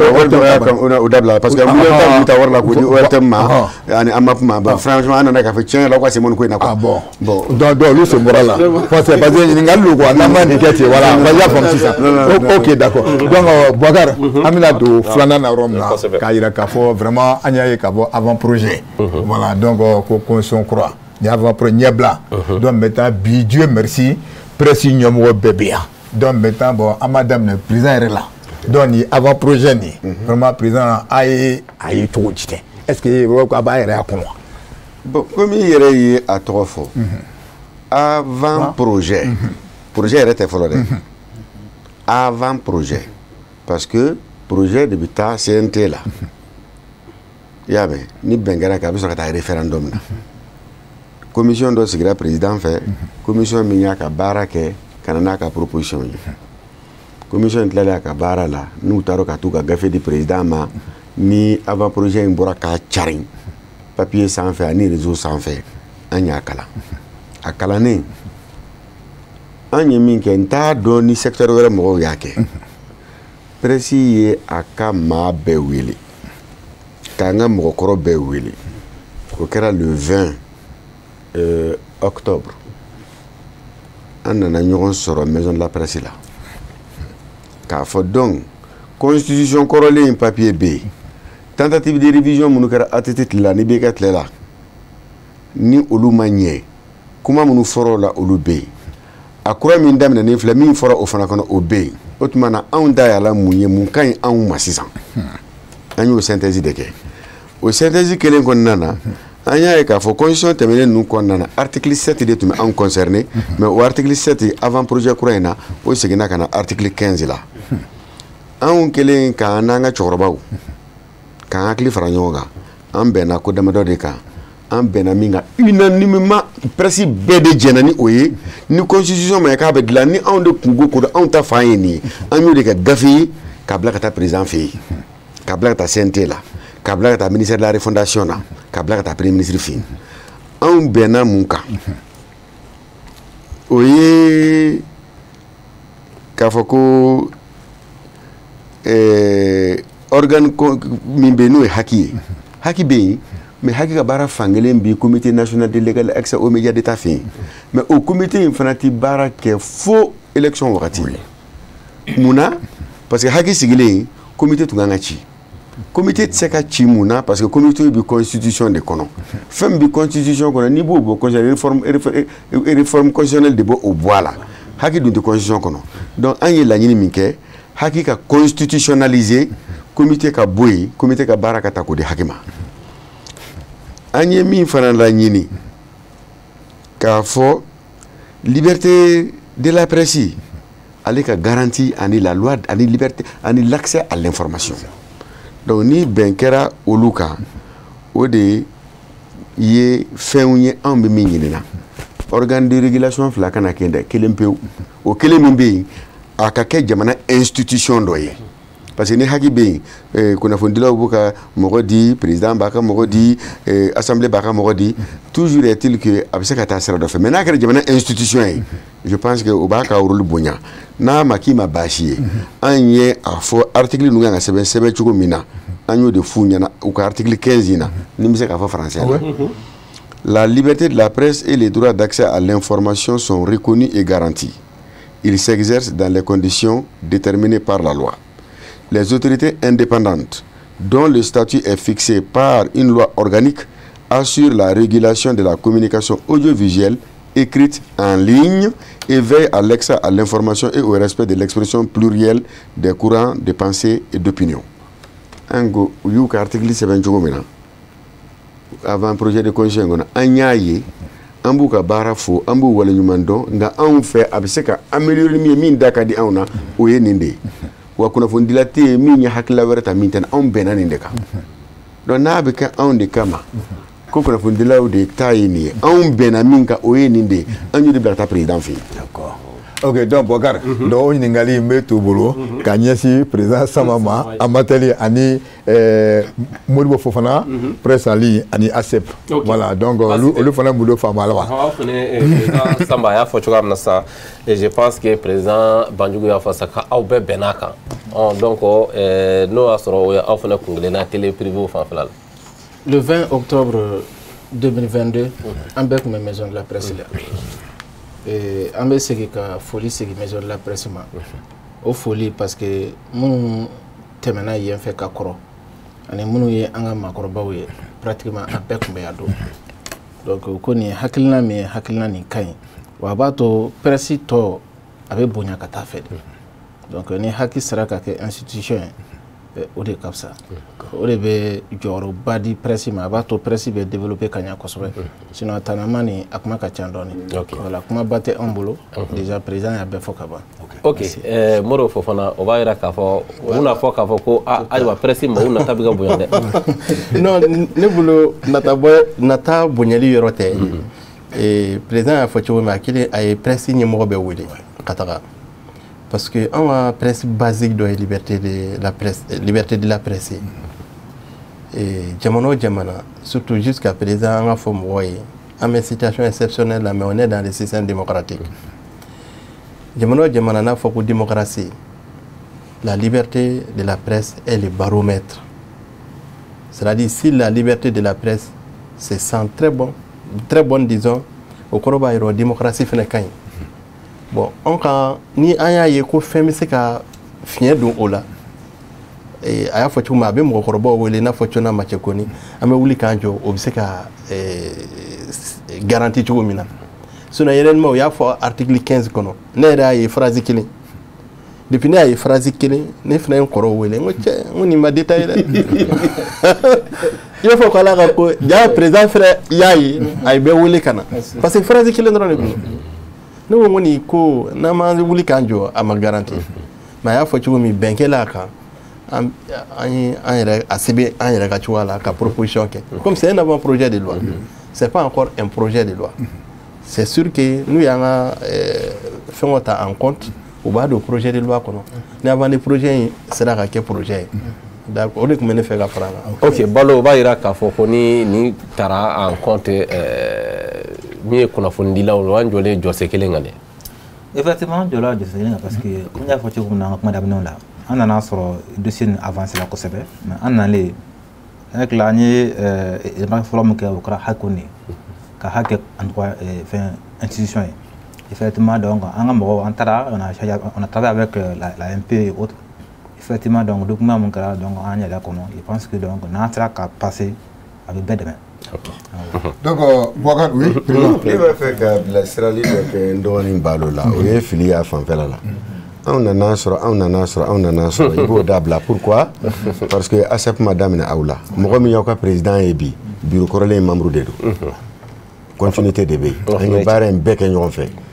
ASEP histoire tɔnkɔrɔba de don Mali baara fɛn o fɛn kɛra presse kɔnɔ aw sen yɛrɛ bɛɛ la a tɛ se ka k'aw kɔ yɛrɛ mais an nana sɔrɔ ko in ma daminɛ aw la dɛ i y'a faamu e bɛ se k'a fɔ an nana sɔrɔ Usumani tɛ se k'o fɔ min y'i ci ka na yan su in na min y'i ci ka na yan su in na o tɛ se k'a fɔ an nana sɔrɔ. oui effectivement mais an ka bureau an ka baara kɛ texte kan o kɛra c'est-à-dire tout récemment donc mais ko préciser dès l'instant que sinon mais ndɔgɔ kuma daminɛ na n y'a fɔ ko dès l'instant maison de la presse ti bɔ ni fɛn n'a ma bɛn min kan effectivement i y'a faamu ni maison de la presse a kɔndi ka ban anw nana sɔrɔ i b'o bila pewu i y'a faamuya bamanankan n'a fɔ cogo bamanankan n'a fɔ cogo dɔ c'est-à-dire que bi vraiment Chérifula filɛbagaw o ye faamuyali caman sɔrɔ mais sisan ni fɛn dɔ kɛra faut que an ka ɲininkali kɛ mais ne b'a fɛ k'a daminɛ yɔrɔ min na k'a daminɛ Sanba Kulubali fan fɛ ka sɔrɔ ka taa a kun cɛ ni Banjugu ye Sanba y'a jira k'a fɔ ale de ye kɛnyɛrɛye télévision voilà o ɲɛmɔgɔ de ale bon an nana bɔ mun kalama an y'a ye k'a fɔ Joliba TV ko bon ko ɲangili kɛra Joliba TV kan a k'i fɛ vraiment an mun ye kɛnyɛrɛye télévision ɲɛmɔgɔ ye a bɛ se ka mun de fɔ ni fo ka taa se suspension fɛn ma a kuma kɔ. a ma kɛ n'a ye mun kɛ a ye mun de kɛ pour que a ka se ka wuli. ayiwa nin kuma in kun ka ɲi ka ɲɛmaa de la kosɛbɛ. n'i y'a ye an y'a daminɛ n'i y'a daminɛ e la kɛnyɛrɛye i y'a faamu voilà o président de e voilà i y'a faamu sisan donc e y'a faamu cogo min na an bala ka na ye ko ko Aki ko Joliba ko k'a suspend voilà kalo 2 vraiment bɛɛ yɛrɛ sina kɛ sisan bɛɛ bɛ ɲɛ bɛ Asama sisan bɛɛ bɛ ka tourner la voilà d'accord ne président ye ordre di n bɛna fitinin fɔ comme ça ale bɛ caman fɔ ka fɔ il y a pas de problème an jusuma kasalen dɔ bi kosɛbɛ Joliba TV ka suspension na autorité de la communication fɛ baara ni a taabolo dɔn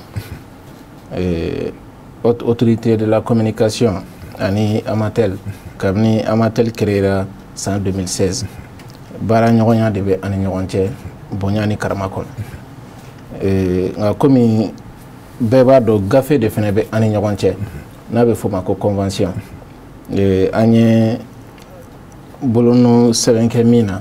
pour que k'a bila ka garanti k'a fɔ min b'a kɔnɔ an bɛ o ma a nana ye k'a fɔ nin waati nin kɔnɔ gɛlɛya donna an ka télévision so dɔ n'o bɛ Amatel kɔnɔ n'o ye Joliba TV ani Aki ni ɲɔgɔn cɛ an bɛ président fo tuguni parce que gɛlɛya nin daminɛna alakamisa dɔ de fɛ ale yɛrɛ ye ne wele téléphone na président jumɛn i b'a président Banjugu Dante ale yɛrɛ ye ne wele téléphone na an kɛlen k'a ye réseau kan ko président ko nin ko dun bɛ aw bolo cogo di ko aw bɛ fɛ k'a gérer cogo di parce que ni ko bɛ yen bonya kama ale bɛ an wele ka hakilina ɲininkali kɛ ne ko n ko président nin ye min ye ka kumaw lamɛn kɛrɛfɛ ni ala ye ɲɛmɔgɔya d'i ma i man ka taa o sira fɛ n ko a ka waati di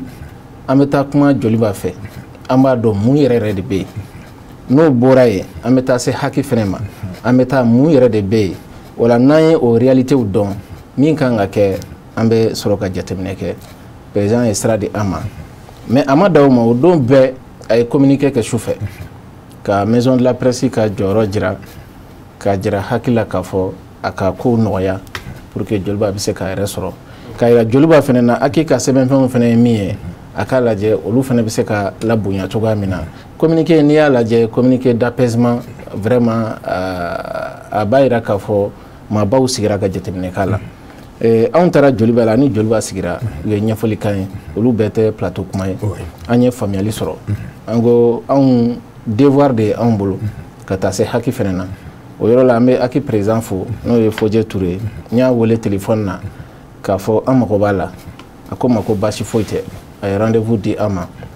an taara a ye a ka mɔgɔw fara ɲɔgɔn kan an sigira an y'o de fɔ anw ni Aki a kɛlen i b'a fɔ ko ɲi ani nɛ waati dɔ u bɛ se ɲɔgɔn ma mais u bɛ continuer ka baara kɛ ɲɔgɔn fɛ an n'u sigira bonya kɔnɔ vraiment u y'an bonya u y'a jira n na k'a fɔ nin ye fɛn dɔ de ye ni an bɛɛ farala ɲɔgɔn kan olu yɛrɛ jɔyɔrɔ ye min ye parce que olu kan k'u ka baara kɛ anw fana kan k'an ka baara kɛ donc waati dɔw bɛ kɛ a bɛ se ka kɛ baaraw bɛ fɔ ɲɔgɔn kɔ mais solution kan ka sɔrɔ donc u ye an bonya an bɔra yen ci dira Joliba ma k'a fɔ u ka gafe dɔw lajɛ an bɛ ala fo k'a la barikada sabula juma don o kɛra donc ni ala sɔnna don n'a nataw la an bɛna ye Joliba bɛ télévision bɔ inchallah o de y'an ka ala deli ye kuma minnu bɛ kɛ réseau kan c'est normal parce que ni nin kɛra bɛɛ b'i ta fɔ bɛɛ b'i ta kɛ nka ala ye ɲɛmɔgɔya di an minnu ma a kan ka tɛmɛ sira minnu fɛ an kan ka an jɔ an jɔyɔrɔ la n tɛ se ka bɔ kuma la an bɛ association ninnu bɛɛ fo kabini baara in daminɛna ale yɛrɛ ka ɲɛmɔgɔ ye n wele n'o ye Dawo ye an kumana Appel Mali bɛɛ de y'i seko kɛ nin ko la pour que solution bɛ sɔrɔ cogo min wa ni ala sɔnna solution bɛ sɔrɔ fɛnɛ. D'accord donc o kɔrɔ de ko président n'a y'a faamu sisan a ye baaraba nin bɛɛ kɛ fo ka bɛn kɛra a la sisan quoi. An ye baaraba kɛ ni ala sɔnna solution bɛna sɔrɔ. D'accord solution bɛna sɔrɔ ok donc kɔrɔba ti ye sisan an bɛ to la an bɛ tourner an bɛna ye président ma o y'a faamu sisan président il aura le dernier mot donc n bɛ taa ACB comme sisan b'a fɔ cogo min na ko bon a ye bafa a ni kunnafoni dira waati min na an mun ye ACP mɔgɔ ye a ye nin faamu cogo di. Ok kunnafoni dira effectivement ni ma fili a kɛra vendredi don fɛ président ne wele ne ye Ousmane Dawo ye. Nous avons effectivement communiqué. Mais communiqué mun a nana waati la waati min ka gɛlɛn kosɛbɛ presse ma waati min ka parce que ni télé datu ni waati na a na kɛra semaine kelen an ye sama ka kuma mɛn n'o président ye c'est-à-dire que dépense min bɛ télé da la n'i y'a datugu la c'est-à-dire que a bɛ dɔ fara gɛlɛya kan de parce que mais ne ko président ma ko bon la logique c'est quoi c'est que Amatel le bɛ a ɲɛfɛ Amatel président wele an ye ACP ye an ye journaliste ye comme olu fana ye journaliste ye cogo min na an bɛɛ concours parce que n'a bɔra comment on appelle télé la a bɛ se ka bɛɛ sɔrɔ donc ni problème bɛ kelen da la c'est comme problème an fana da la mais an tɛ se ka giri ka fɛn kɛ k'a sɔrɔ i ma kotigi yɛrɛ wele k'a dɔn fɔ mun bɛ yen mais n ko n'a ye amatel wele et la logique serait quoi n'an ma ɲa communiqué kɛlen kɔ ka n tɔgɔ dusumangoya yira a ka kɛ an ka jɛ ka kɛ ɲɔgɔn fɛ effectivement a ye amatel wele je crois qu'a ye appel fana wele comme a ye inajom fana wele donc mais o y'a sɔrɔ an ye o kɔnɔna na pendant la nuit an ye maintenant presque ka communiqué ye donc le lendemain on est parti à Kulikoro pour une formation donc de là an ye appel ka communiqué ye donc ne ko bon ko comme c'est comme ça an bɛ se ka communiqué fana kɛ maintenant an communiqué kɔnɔ an yira k'a fɔ effectivement c'est à dire que on a été surpris parce que an ye a ka sɛbɛnw ta ka lajɛ an bɛ taa yɛrɛ sɔrɔ waati min na suspension na o y'a sɔrɔ ko caman an tɛmɛna phase ba kan parce que n'i ye a texte ta ka lajɛ c'est à dire que avertissement b'a la bon an m'aw ye donc n'i y'a ta ka lajɛ fana i bɛ taa sɔrɔ c'est à dire que au lieu que téléso bɛɛ ka datugu émission min ye n'o bɛ yen n'o problème bɛ a émission kan o bɛ se ka suspend ou même ka retrait ka bɔ programme na mais o tɛ se ka télé ka baara bali donc émission min bɛ yen nɔ ni problème b'a da la o bɛ se ka suspend pendant un moment ou k'o bɔ télé programme na pewu télé bɛ continuer mais a ka n'a ye k'a fɔ ko mise en demeure o réponse min bɛ bɔ hakili la o ka kɛ suspension ye a ka texte la suspension bɛ se ka kɛ hali une semaine mais au cas il a fallu beaucoup à Manganga 3 mois quoi mais au travail 2 mois là ça veut dire quoi il n'y a pas eu un avertissement il n'y a pas eu une suspension de l'émission incriminée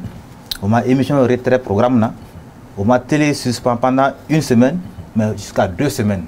bon en gros bon au kagele ko sebe ni ibe presse domaine qu'on en a ka problème de la 2 mois 2 mois donc en gros bon au kagele an bɛɛ bɛ a presse domaine kɔnɔna na an bɛ a gɛlɛya dɔn waati in na n ko bon ko an ka communiqué kɛ donc an ye communiqué kɛ samedi tilegan fɛ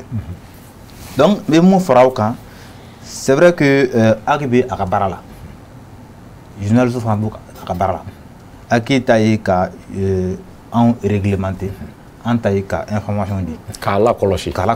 donc an ta ye ka information di mais a ye ka anw lakɔlɔsi o bɛ texte dɔ de kɔnɔna na donc an b'a yira k'a fɔ o texte nin kɔnɔna na a ka gɛlɛn k'a fɔ ko bon ko u ye erreur kɛ jɔn ye erreur kɛ Aki o ka parce que u bɛ ka décision ta texte dɔ de kan donc an b'an kunnafoni di cadre dɔ de kɔnɔna na donc an bɛ kunnafoni diraw de ye erreur bɛ se ka bɛɛ sɔrɔ président y'a fɔ cogo min na n'i ye Aki ta en réalité anw de ka laɲini don anw de ka soba don c'est pourquoi on allait juin an taara fa hakila an ka bureau a sɛpla an taara hakila an n'u sigila ka kuma an ye baro kɛ kosɛbɛ an ko mais ko anw nana aw voir siranya tɛ mais parce que an b'a dɔn k'a fɔ anw tɛ se ka taa ka aw da aw tɛ se ka taa ka anw da mais en tant que fêtière n'an nana aw voir c'est pour faire en sorte que ni problème bɛ yen nɔ an ka se ka ladɔnniya joona pour que an fana jɔyɔrɔ ye mun ye an ka membre la an bɛ se ka fana latɛmɛ cogo min na sira kan pour que au moins an kana na bila ɲɔgɔn na donc an taara an y'o baaraw kɛ bon comme puisque donc n y'a fɔ cogo min na donc affaire ta anw concerné directement mais bon an kɔni ta ye mun ye an ye nin de k'a la d'accord voilà ok Boubacar ça veut dire que réellement mais k'a yira mɔgɔ la fana ACEP a ka représentant fana bɛ Aki la dɛ effectivement mais affaire tun bɛ ka tile de concerné ok d'accord voilà i y'a faamu sisan an bɛna Modibo Fofana voilà appel Mali voilà sisan o ɲininkali kelen ninnu quoi tout à fait voilà Balo y'a fɔ cogo min na exactement depuis fɛn kɛra i b'a dɔn ni fɛcɛriw bɛ baara kɛ cogo min na ni problème bɛ mun ka secteur la directement o tigi de bɛ devant ta o la an bɛɛ bɛna o tigi accompagner an bɛ baara k'o taabolo la appel ye kɔnna ka communiqué kɛ vendredi rapidement avant que ACEP k'a kɛ i n'a fɔ Balo y'a fɔ cogo min parce que mise en demeure fɔlɔ in n'o kɛra mankan ye réseaux sociaux kan depuis a kɛra an bɛ groupe de kɔnɔ an bɛ baara kɛ mankan wulila ne yɛrɛ wallahi président de fêtière bɛ pression dɔ la n'a fɔra aw ye pression kɛra ne yɛrɛ kan ko f'an ka communiqué kɛ ne ko nga ma renseigner yana nga communiquer mais quand on est weleli ke hakila ne yɛrɛ président wele ou explication dama je me suis rendu compte que mise en demeure dongo do dɔw b'a la dongo do télé dɔ bɛ bila mise en demeure la ou bien radio dɔ bɛ bila mise en demeure la on m'a communiqué kɛ mais o y'a sɔrɔ dɔw ye communiqué kɛ ka mankan ci bon sisan u nana suspension kɛ bon suspension kɛlen u mankan kelen nana daminɛ tuguni groupe kɔnɔ mise en demeure kangarida awɔ kangarida voilà très bien kangarida kɛra kangarida filanan na an y'a ye suspension kɛra bon groupe kɔnɔ anw interpellé la an ni Usumani kumana an bɛ communiqué conjoint kɛ mais ne ko Usumani ma n ko an ka kɛ bɛɛ k'a ka communiqué kɛ parce que anw yɛrɛ ma bɛn an t'a la fɔlɔ parce que il faut que les gens sachent que n'i kɛra ɲɛmɔgɔ ye e tɛ communiqué k'i yɛrɛ ma i bɛ mɔgɔw de fara ɲɔgɔn kan tuma dɔ la tu es mis en minorité e yɛrɛ hakilina a bɛ bila kɛrɛfɛ bon anw y'an sigi de ka jateminɛ kɛ on a remarqué que suspension na aki filila dɔɔni u yɛrɛ ka article kɔnɔ n'o ye article 83 ye décret 2014 951 PRM a bɛ fɔ de les sanctions au niveau de la HAC sont évolutives. Il y a mise en demeure, il y a l'avertissement, et puis après, soit l'émission est incriminée, qu'à émission suspend, ou bien qu'à émission est retraitée. Bon, la suspension là, c'est une suspension d'une semaine, 7 jours. Mais quand nous on a vu que c'est 2 mois, on dit en tout cas en sécurité, on a condamné pour qu'il y ait rappelé. Sinon, Akiba Barad là. Akiba Barad là, le rôle de la HAC, vraiment, c'est de réguler les secteurs des médias au Mali. Mais ni où est-ce que ça a bien d'eau? N'a y a fini d'obra là. Parce qu'on se pose la question pourquoi Djoliba TV m'a suspendu pour 7 jours et non 2 mois. Est-ce que les 2 mois, nous sommes interrogés sur les fondements de 2 mois de suspension. Voilà pourquoi au niveau des appels, automatiquement nous on a condamné. Et puis c'est un principe basique. Parce qu'en gros, on a baraké minendeni. Ni ye Djoliba sorobi. Chine abseka ke Sheriff la TV. Chine ngena abseka ke renouveau. Abseka ke télé wore. Na borola abseka ke média wore. Nganga ko anga alerté ke. Voilà pourquoi nous on a été motivés. On a condamné. Mais condamner, c'est une question de principe. Oui, on a devoir de. Parce qu'en Siranido, il va d'amener Wati Mounasisa. Et président, quand on a patriotique fois, président patriotique fois, à Kram Balawi. Ame Wati Mounasisa. Ne me cliquez à mon débat, mais je vous dis, les journalistes maliens sont sensibles à cette situation. En Côte d'Ivoire, ne titre d'Oye Malika. Aucun journal malien n'a titré comme ça sur la Côte d'Ivoire. Par contre, la presse malienne a écrit dans le sens de l'apaisement. Bon, quand on a la transition qu'on a, le journaliste est pour nous d'où autocensure ba ereka ou ma mo fo imene ou ma fini kana barake mais be yire mine amo ke muna pour que passe en bas do jamana be tabulu muna chembete fotaye ali anga bara ere kono journaliste ala l'éthique nous impose que même ni tienri na kan ko na anafa mambo na mai jamana makika toy. Bon, nous les journalistes on est sensibles à cette situation. Bon, déjà amo o konana environnement mbi en restaurant. Il sera Djoliba ma ama fo ko do natate et instinctivement nous on a condamné pour que jusqu'à alerter que à quoi c'est que danser la chom. Mais comme ça m'a fait la information me dit ame do OK à quoi kanata 2 mois la tout parce que barakala munu be opta chômage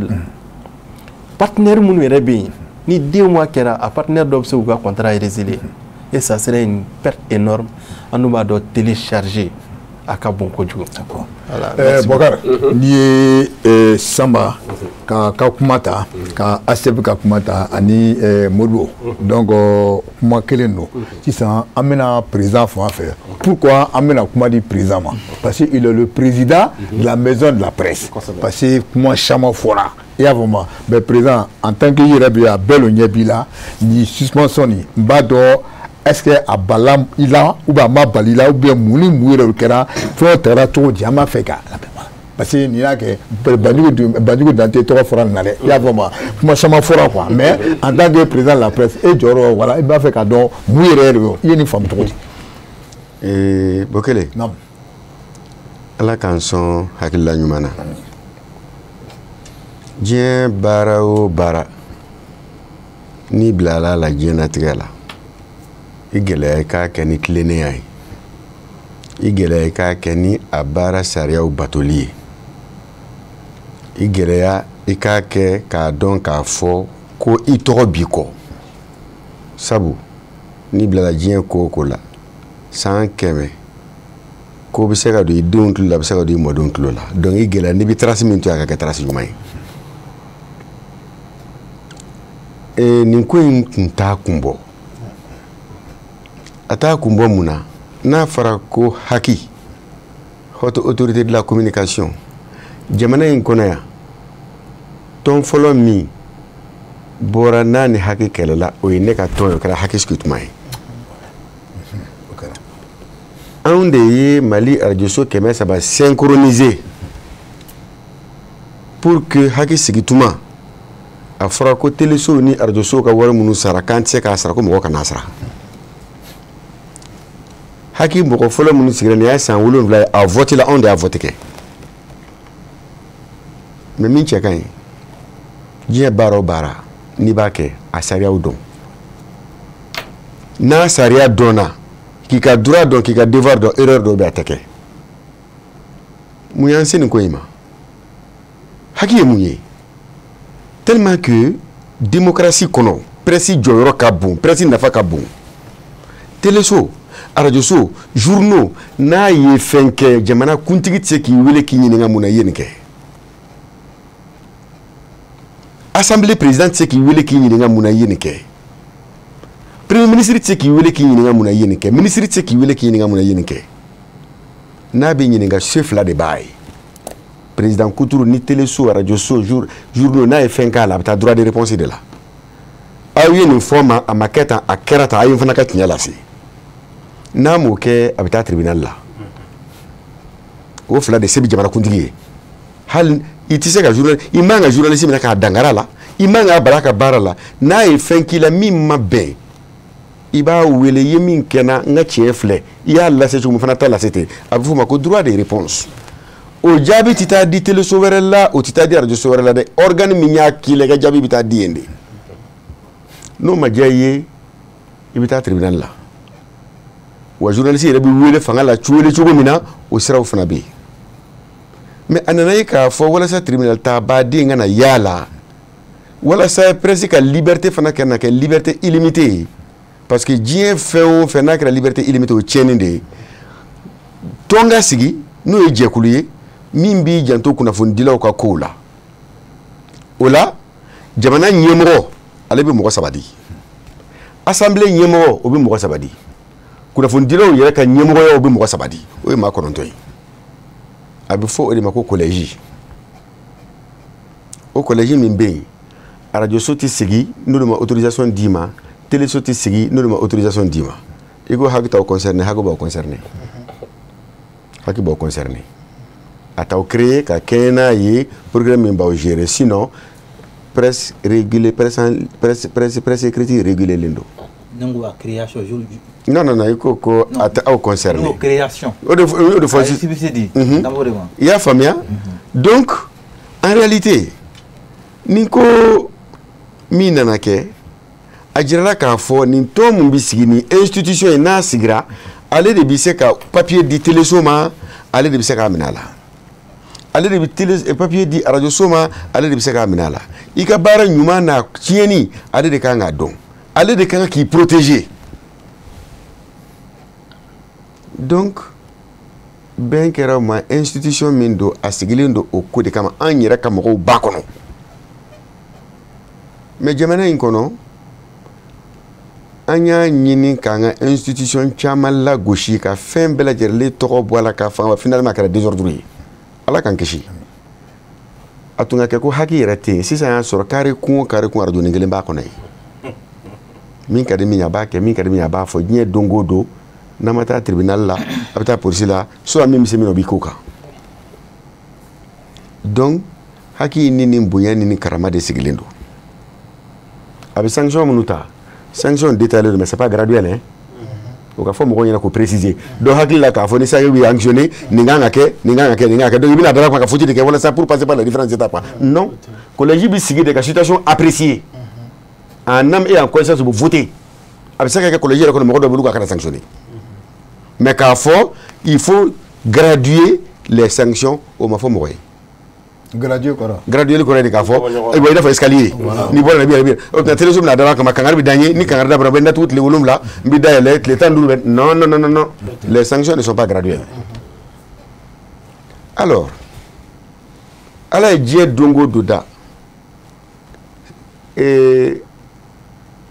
mise en demeure bɛ kɛ mɔgɔ la mise en demeure tɛ dɔwɛrɛ mise en demeure kɔrɔ de ye na i dantigɛ n'i ɲɛfɔ a bɛ se ka kɛ i ma faamuya n'i y'a ɲɛfɔ a ɲɛfɔ cogo la kari t'i la nɛrɛ t'i la o i b'i expliquer o ye kuma bannen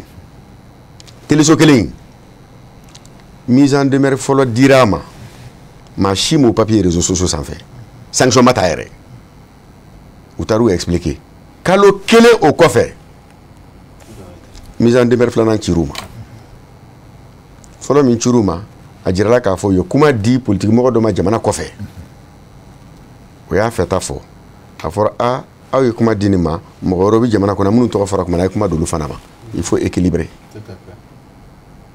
n'i ma kuma équilibrer a cɛ man ɲi président t'i ka kuma tigɛ mais yɔrɔ nin n b'a fɛ i k'o walawala parce que an fɛn o fɛn sigilen bɛ yen an tununnen don kuma na c'est à dire que fɔlɔ mun taara nin o c'est à dire que jɔn de mɔgɔ mun bɛ joliba la mun ye nin ko nin kɛ quoi c'est à dire ale bɔra ka taa jamana wɛrɛ la ka taa mɔgɔ wɛrɛ de ɲininka et puis maintenant ka na o la passer. bon o ye information di cogo ye o kɛra donc hakili y'a ɲini a fɛ k'a fɔ i bɛ se ka information di kuma di mɔgɔ wɛrɛw ma ne hakili la nafaba t'o la quoi pourquoi parce que n'a fɔra ɲɛnɛ kan ORTM bɛ kuma kɛ tuma la gouvernement t'a la se a tɛ mɔgɔ dɔw t'a la tɛmɛ mɔgɔ b'u jɔ pourquoi ORTM ti réguler haki fɛ n'a avancera a kan ka se ka réguler mais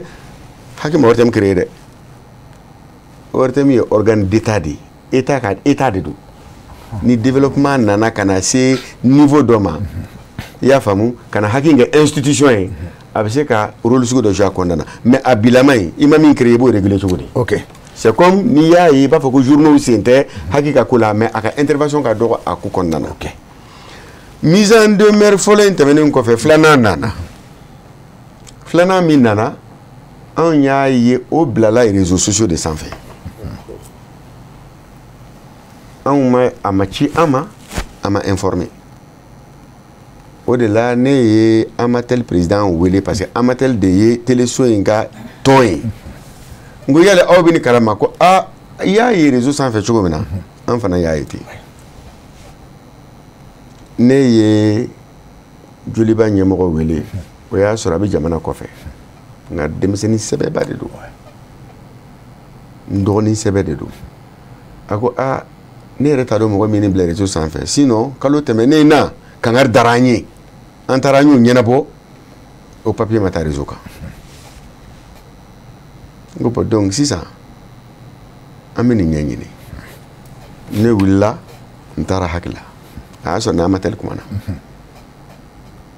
n k'u ma k'a lajɛ ko in bɛ dilan cogo min na a ko an ye kangari da u ye an ye recommandation k'u ye mais komi ne ye président ye n bɛ collège de sigi an bɛ sigi an bɛ kuma ko la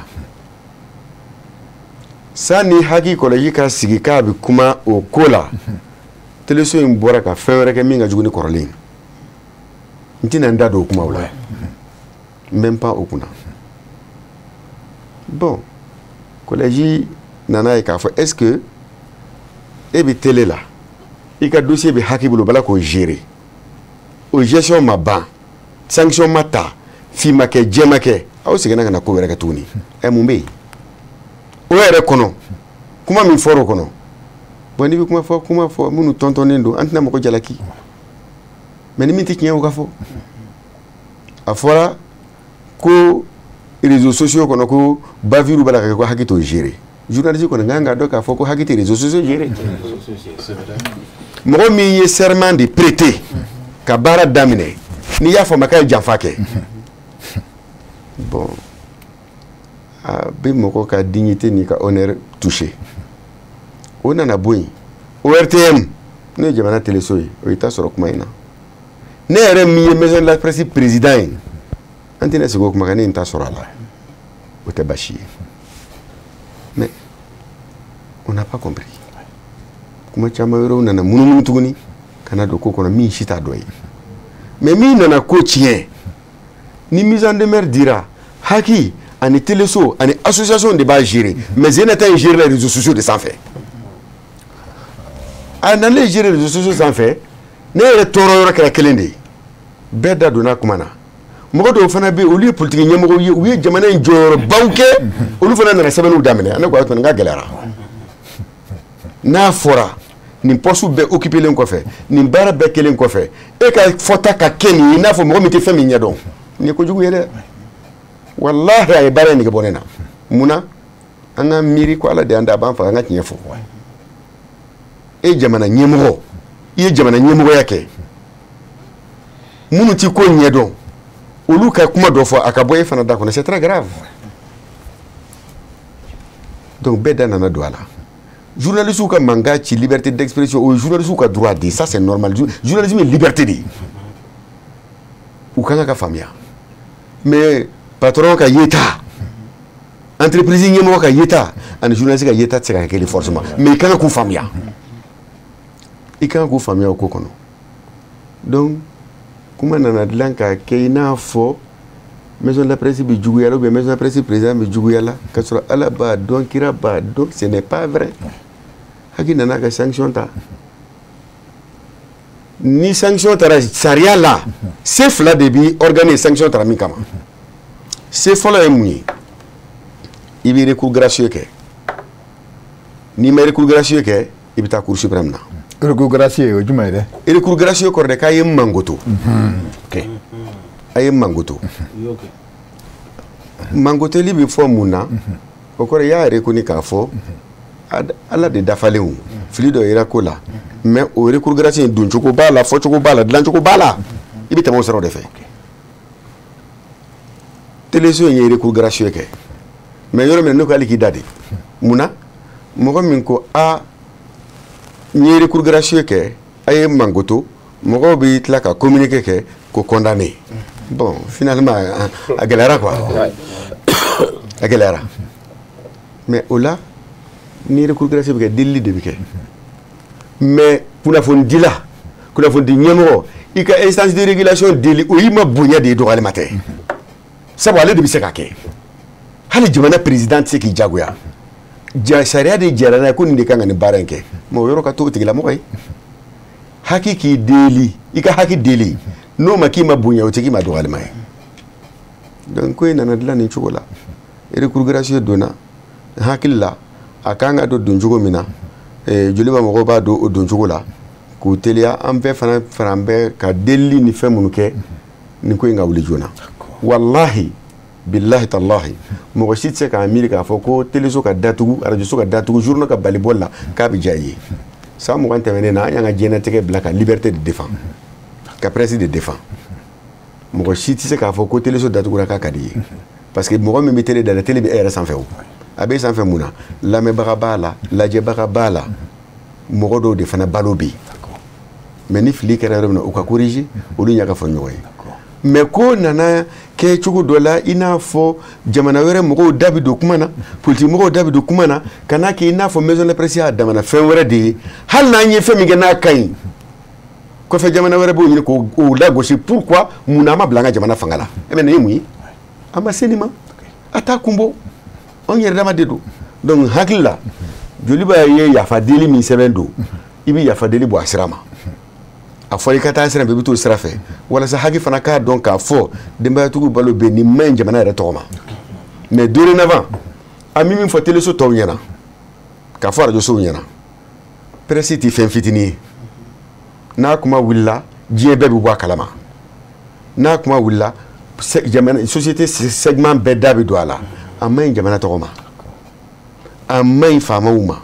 téléso min b'a kɛ a man ɲi ma i baarakɛɲɔgɔn tɔ minnu bɛ a man ɲi u ma donc n'an ka ko min wulila an ka sariya siraw taama o ka fisa an ka taa bila réseau sanfɛ k'an bɛ taa maaw chauffer à blanc ou bien an bɛ taa ko kɛ situation a dilan yɔrɔ a man ka dilan yɔrɔ min na quoi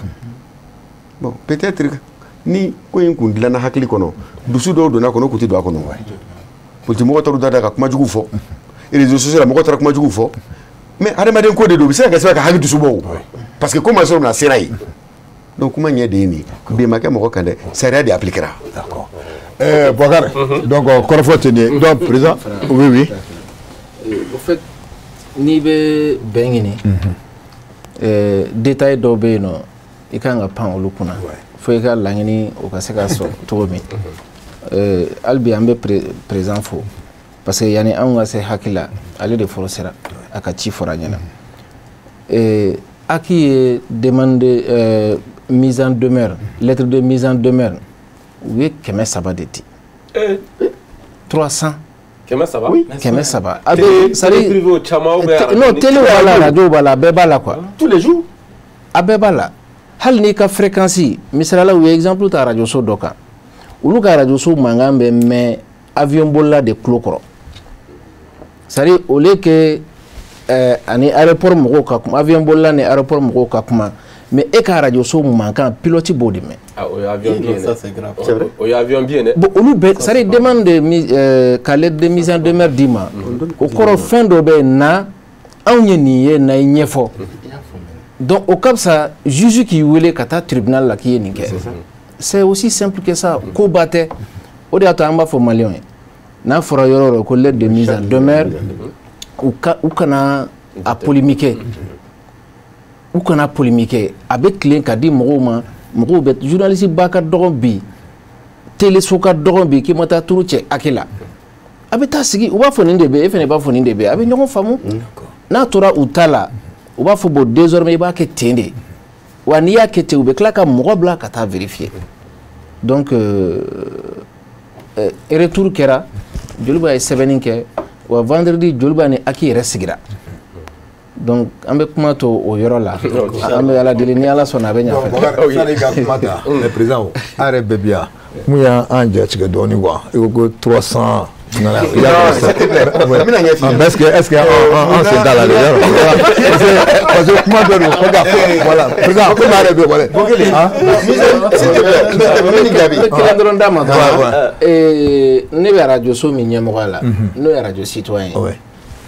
parce que i bɛ taa kɛ waati dɔ technicien bɛ baara dɔ kɛ ka minɛn dɔ b'u u place la k'a sɔrɔ hali minɛntigi yɛrɛ t'a kalama e bɛna ye fréquence min dilen bɛ radio so ma fréquence fɔlɔ minnu dira a fɔra ko puissance an kana tɛmɛ 500 waati la donc Aki ye radio régulariser ka 500 waati de di après u bɔr'o la u nana 300 waati la mais i bɛ taa sɔrɔ ni Aki y'i kɔ dɔn ko mɔgɔw bɛ fɛ radio so ka se fo yɔrɔ jan de dɔw b'u ka volume yɛrɛ u bɛ taa fɔ 1000 waati 1500 waati n'u taara contrôle la n'u y'a ye n'u nana u bɛ lettre sɛbɛn k'a d'i ma i bɛ na u b'a fɔ an taara i ka yɔrɔ la u b'a photo ta an ye nin de ye ne yɛrɛ delila k'an ta photo ye mais u tun ye technicien ka baara dɔnbaliya de ye dɔɔnin an taara an y'a régler ka tout taara baasi tɛ o baasi tɛ d'accord foyi tɛ quoi ok mun nana ni mise en demeure ko ye n b'a ɲɛ f'i ɲɛna Haki b'i sigi waati min na a ka an ka relation fɔlɔ kɛra relation conflictuelle de ye sabu a fɔra papier ta radio minnu bolo olu ka datugu ko kura de don an fɛ an t'a ɲɛ dɔn i y'a mɛn bokele ni radio so bɛ e bolo n'i yɛrɛ b'i ka mobili kɔnɔ i b'a la k'a lamɛn kuma jɛngɛnen ni ko minnu bɛ f'i ka radio so kɔnɔ diɲɛ don o don i bɛ se ka weleli k'i radio so siɲɛ 20 tile kɔnɔ en tant que promoteur karisa mun non parce que radio la kuma min bɛ fɔ kuma min bɛ tɛmɛ ni animateur ye nin fɔ ni technicien ye sɔn jigi ni ye nin do ta an kana ɲinɛ min kɔ radio bi dugu in n'a lamɛnni na kuma kilo o kuma kelen bɛɛ bɛ enregistré da mɔgɔ dɔ de sara olu sigi bɛ ka bɛɛ de lajɛ bɛɛ ta bɛ yen Akilayi so de bɛ yen radio bɛɛ ka fɛn de bɛ yen i bɛɛ bɛ lajɛ télé bɛɛ ta bɛ yen bɛɛ de bɛ lajɛ kuma o kuma fɔ a bɛɛ bɛ tɛmɛ yen mais tellement que Haki yɛrɛ daminɛ in na a ma faamuya anw fɛ radio datugu bɔra a la mankanw bɔra a la fɔlɔ la u bɛ téléphone de ci mɔgɔ ma ka mɔgɔw wele ni haki ye radio so min wele surtout datuguli bora radio da ko daminana u bena radio wele président haki yan wele président haki yan wele bon o ko nana gɛlɛya ka se niveau de la an de y'a fɔ haki ɲɛna a tɛ se ka administration k'a bɛ taa téléphone ta ka cici mɔgɔ ma ayina i n'a fɔ an ye fɛn dɔ k'aw la n'a mɔgɔ bɛna sɛbɛn ci o ma o sɛbɛnci in de ye mise en demeure ye administrativement ni haki y'i wele nani ka téléphone ci mɔgɔ ma n'a ye jɛni ko ma wele dun papier in ye traçabilité de ye diɲɛ don o don dɔ bɛ wele i bɛ wele min na n'i taara n'i sigira a b'a ɲɛfɔli kɛ i y'a fɔ de k'a ban mais mun na ninnu ka filanan de taara bila réseaux sociaux sanfɛ ka taa ɲagami ye ka taa publier journaux kɔnɔ ka fan bɛɛ wuli k'a kɛ mankan ye min t'a kun bɔ quoi pourquoi kelen diri ma kɔlɔ kelen ma mankan ma b'o la o gérer la mais mun na filanan de taara réseaux sociaux sanfɛ alors que mɔgɔ bɛ wele don o don ne m'a f'i ye ko 300 n ko n b'a f'i ɲɛna ni radio b'i bolo animateur bila ka kuma la i yɛrɛ b'i ka radio don dɔw la walahi ne radio tigiya a ka ca san 15 ye don dɔ la ne bɛna n ka radio dayɛlɛ ne jara bɛ tigɛ parce que n b'a dɔn mun bɛna fɔ bi et si c'est une émission en direct don erreur dɔ b'a la so i b'a sɔrɔ son man ɲi so i b'a sɔrɔ fɛn dɔ man ɲi donc o weleliw k'o bilasiraliw kɛ ni hakili la bɔ t'i kalama bɔ kɛ n b'i kalama o mais o de nana wele ka n'a kɛ an bɛ sɔrɔ se fanga min na mɔgɔw ka kuma bɛna bɔsi la liberté bɛna bɔsi an na a donna tan a bɔra tan alors que la HAC n'a fait que son travail et son travail quotidien baara min bɛ kɛ don o don de kɛra mais kana dugu wuli k'a jɔ a sen kan a t'a kun bɔ quoi politique mɔgɔ bɛ kuma communiqué dɔ bɛ bɔ yan dɔ bɛ bɔ yan kana anw yɛrɛ maison de la presse ɲugu an yɛrɛ la i n'a fɔ anw bɛ jɛ sugu dɔ de la ce n'est pas la peine. Ok, Bakar, sisan an bɛna bɔ mun an ka projet an ka sujet laban na comme waati mun dira ma a ma fɛngɛ mais chacun d'entre eux chacun d'entre eux voilà donc maintenant 3 minutes i y'a faamu olu bɛ se ka mun de fɔ nin na k'an bɛ sɔrɔ ka kumakan laban d'u ma. siga t'o la ok président bi bi in na dugu fana kuma cayalen don kunnafonidila kelen ka ko la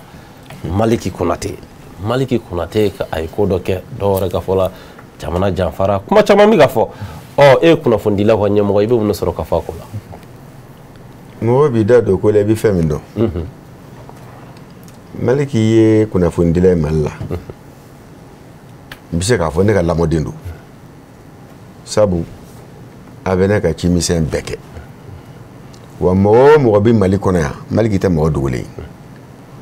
drone image ninnu filmeli ninnu Maliki b'o kɛ n'i taara réseaux sociaux sanfɛ fana i b'a ye ka caya a bɛ tulonkɛ kumaw fɔ a bɛ yɛlɛko kumaw fɔ kunnafonidi baara la bɛɛ n'i ka relation don bɛɛ n'i ka carnet d'adresse don mais Maliki bi jata minnu kɛ a n'a bɛ production minnu kɛ ni kunnafonidiso caman de bɛ baara kɛ ɲɔgɔn fɛ surtout minnu bɛ tubabu la a ka baara in a bɛ fɔ a ma de ko PJC kɔrɔ ye mun ye i bɛ baara k'an bolo kalo sara t'a n'i cɛ n'i ye min kɛ an b'o sara de d'i ma komi kunnafonidiso dɔw bɛ yen ko BFM TV a bɛ Faransi o de y'a ɲini k'a fɔ k'a bɛna documentaire dɔ réaliser Mali la u ma papier sɔrɔ ka na Mali la u ye jaw minɛ armée française bolo u ye ja dɔw minɛ fan caman k'olu fara ɲɔgɔn kan mouvement dɔ bɛ yen ko yɛrɛwolo debu olu ka meeting dɔ tun bɛ yen u mago tun b'o fana na u b'a fɛ ka baara min kɛ dɛ objectif min ɲini dɛ o réaliser o interview ninnu dɔ tun bɛ don a kɔnɔ Maliki taara nin interview in kɛ a y'a ci u ma a cilen u ma u y'u ka montage kɛ k'u ka émission diffuser mais émission in montage ni a diffusion kɛlen kɔfɛ n'i ye émission in kumakanw jateminɛ ko minnu b'a kɔnɔ kuma sɛbɛn tɛ min fɔra an ka jamana ma sabu a ma ɲi image ma a ma ɲi an ka stabilité ma mais bilahi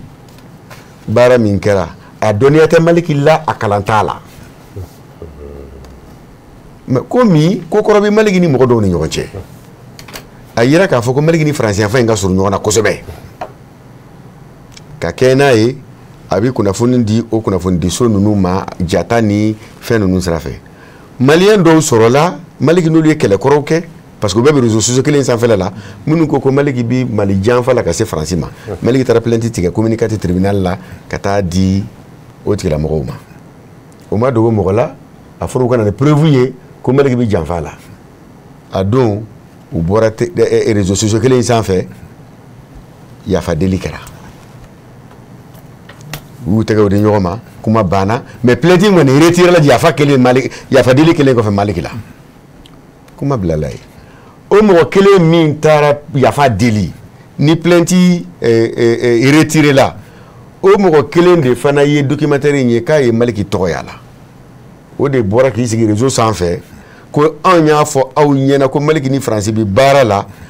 anw welela ka taa fanga la a preuve filɛ nin ye bi a tɔgɔ yiriw ka nin documentaire in na documentaire min na kuma jugu fɔlen don Mali armée ma kuma jugu fɔlen don Mali ɲɛmɔgɔw ma kuma ye réseau minɛ n'i ye documentaire in kɔnɔ kumaw lajɛ u b'a la ka min kɛ armée la u b'a la ka kuma minnu fɔ fasoden ɲuman a b'i tɔɔrɔ mais n'a fɔra ko malien dɔ sen yera ko ka yɔrɔ dɔ enregistré k'o di i b'a miiri k'o ye complicité ye mais ne ye BFM mɔgɔw ɲini ka Maliki ɲini min fɔra ɲɛna image minnu dira Maliki ye interview fankelen de di o bɛɛ lajɛlen kɔni tɛmɛnen kɔfɛ an bɛ se ka min fɔ ni Maliki ye nin baara kɛ réseaux sociaux kelen sanfɛ mɔgɔ dɔw de nana ka na enquête kɛ ka procès kɛ ka Maliki condamné fo ka kumaw fɔ minnu ye kojugu y'a ma anw y'o de la an ye communiqué kɛ k'a jira k'a fɔ diɲɛ ko o ko n'a kɛra hali n'i ye muru sɔrɔ mɔgɔ bolo k'a ye fagali kɛ n'a ka kiiri ma tigɛ i tɛ se k'a fɔ k'ale nɔ don o ye présomption d'innocence de ye kunnafoni in di cogoya an bɛɛ dusu kasi a y'an tɔɔrɔ mais n bɛ n profiter Cherif la antenne la k'an adressé an ka jamana ɲɛmɔgɔw la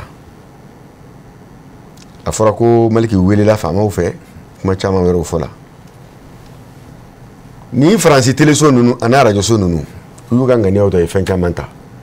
an kan ka baara kɛ hali an ka denmisɛnnin minnu bɛ yen n'u bɛ baara k'u bolo n'u bɛ fɛn dɔ ko b'olu la an k'u nɛgɛ k'u gɛrɛ an na n m'a fɔ u bɛ complicité la dɛ mais u bɛ baara min kɛ n'u bɛ taa utiliser cogo la ka exploiter cogo la o cɛ man ɲi Mali a besoin de sécurité Maliki mago bɛ garantie la et puis kuma minnu bɛ fɔ réseaux sociaux sanfɛ nin kuma ninnu fana cɛ man ɲi donc an bɛ min ɲini Maliki ka don a faso la a ma boli dɛ ko in kɛra ka sɔrɔ a taara ka formation na Sénégal an bɛ Ala deli a ɲumankan na nin kuma ka dilan a ka ɲɛ an bɛɛ k'an ka baara kɛ avec responsabilité an ka an janto an yɛrɛ la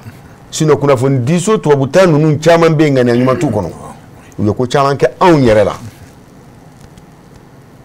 u ye ko caman kɛ anw yɛrɛ la hakili la su in na émission sigilen tɛ o kumaw kan mais n'an k'an bɛ kuma fana an b'o de fɔ mais BFM TV kɔni ye min kɛ olu kɔni tɛ se ka taa nin émission kɛ k'a fɔ k'olu yɛrɛ ma se dugu la mɔgɔw mana lajɛ y'aw ye nin k'aw yɛrɛ bɛ yan donc Maliki tɔgɔ donna walasa a ka jira k'a fɔ k'u m'u to yɔrɔ jan fɛ ka baara kɛ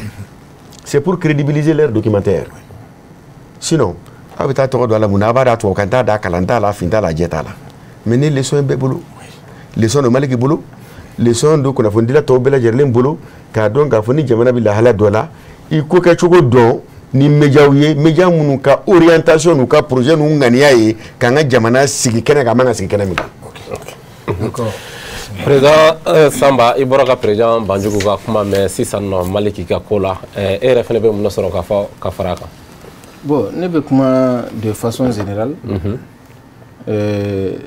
kabini waati min Mali ye radio minnu n'u ye kɔkan radio ye k'u suspend ka u ye an wele a don bɛɛ an ye président de la maison de la presse an ye ɲɔgɔn sɔrɔ ministère la an ye layidu d'u ma k'a fɔ an bɛ mɔgɔw sensibiliser jamana mana décision fɛn fɛn ta an b'a bɛɛ bato o don bɛɛ an bɛɛ kumana an ka mɔgɔw fɛ o radio ninnu u bɛ fɛn fɛn kɛ a si ma relier an ka fɛn kan filanan min fɛnɛ bɛ yen sunkalo fɛ autorité de la communication ye lettre ci ne yɛrɛ ma n'o ye Amatel président ye k'a fɔ ko téléso dɔw bɛ yen nɔ u bɛ ka Barkhane ka image dɔw tɛmɛ an ka disposition ta k'u dɛmɛ o don dugusɛjɛ bɛɛ parce que yanni nin ko ka daminɛ contrat de tun bɛ ninnu ni mɔgɔw ni ɲɔgɔn cɛ o ye dahirimɛ ɲini kɛcogo ye parce que an fɛnɛ kun sigilen bɛ o cogo de la baasi fɛnɛ kun t'a la mais o don dugusɛjɛ bɛɛ téléso ninnu y'u ka contrat cassé hali ni ka sɔrɔ a bɛ perte don u kun nka u ye jamana bila sanfɛ donc ne bɛ président rejoint ni nin ko ɲɔgɔnna yera k'a fɔ i n'a fɔ ko Maliki bɛ ne t'a dossier maîtriser n tɛ fɛn min maîtriser n tɛna don o kɔnɔ o de ye a bɛ se ka makoto cogoya min na an b'a dɔn maliyɛn don a b'a faso fɛ ni min yera ne ma dɔn ni ɲɔgɔnna dɔ wɛrɛ bɛ ye an bɛ se ka o appel de lancer autorités ma k'a fɔ baara nin tɛ baara nɔgɔmanin ye n'a ma ɲa k'a fɔ nin yera disposition minnu bɛ ta an yɛrɛ ka kuma fɛ ni ɲɔgɔnna wɛrɛ kana a sɔrɔ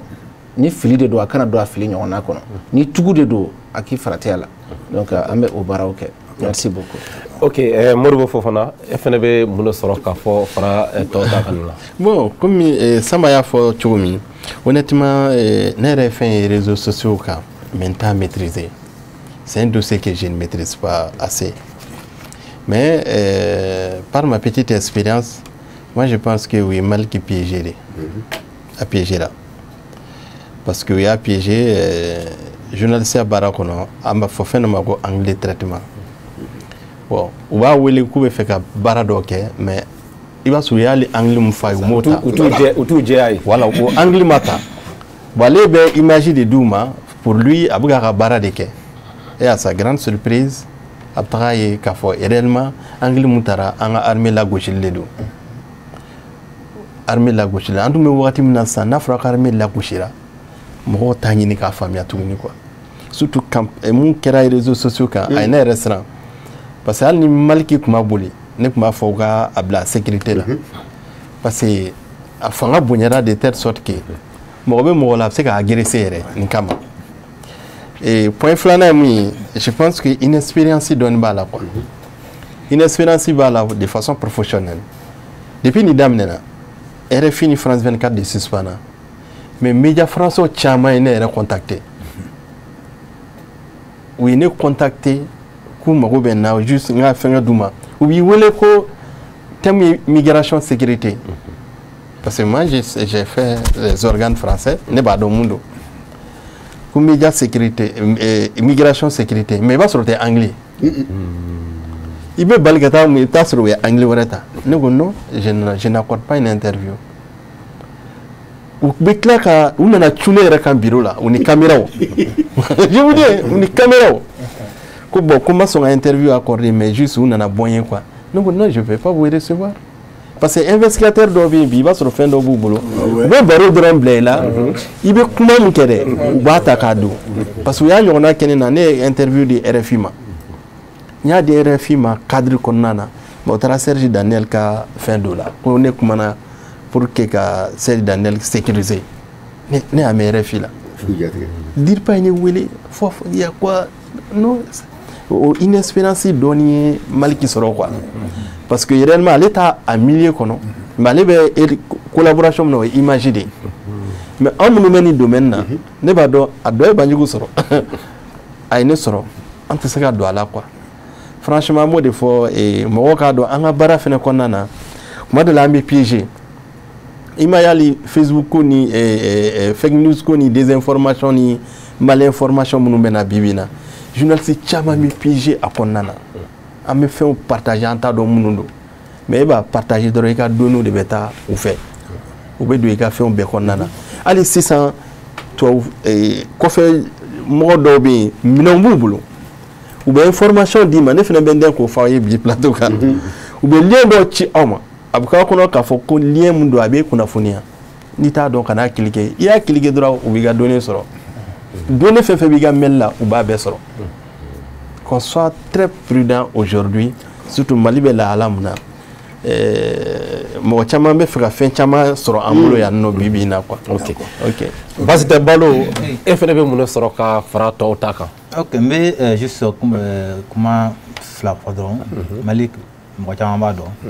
Abi aka image peut utiliser mo chama fa ya Malik comme avait utilisé coca. Mo ko ne ba do ko sebe. Voilà, moi, on n'a pas de rapport avec un dossier à ce niveau-là. Attaqué. Mais, c'est-à-dire que le président a effectivement, sur les réseaux sociaux, ils attendent que la dernière occasion pour que nous attaquions. Donc, ce qui fait qu'effectivement, il faut faire extrêmement attention. Donc, en tant que le fait que l'information passera par voie presse, et on sait qu'à part le domaine qu'on a, effectivement, donc, on a l'obligation qu'à demain. Donc, ok. Bokar, vraiment, wati mudira ma, vraiment asira. Donc, ça veut dire que nous avons ni kumanta, bishuna, là, nous sommes dialés nous. Vraiment, quand président Banjugu Dante, aïra Keneka, quand fera Samba Koulibaly, Amateli, maintenant, ani Fofana, appelle Mali, ani Balo, Asep. Vraiment, ni a un chien flana, ne m'a flou d'un chien savana. Amen, parce que Bassiri le coumé ni remplacé. Voilà. Donc, voilà. Donc, au point que nous, il y a voilà. Donc, c'est vous dire que vraiment, belle famille, les chamans seront. Vraiment,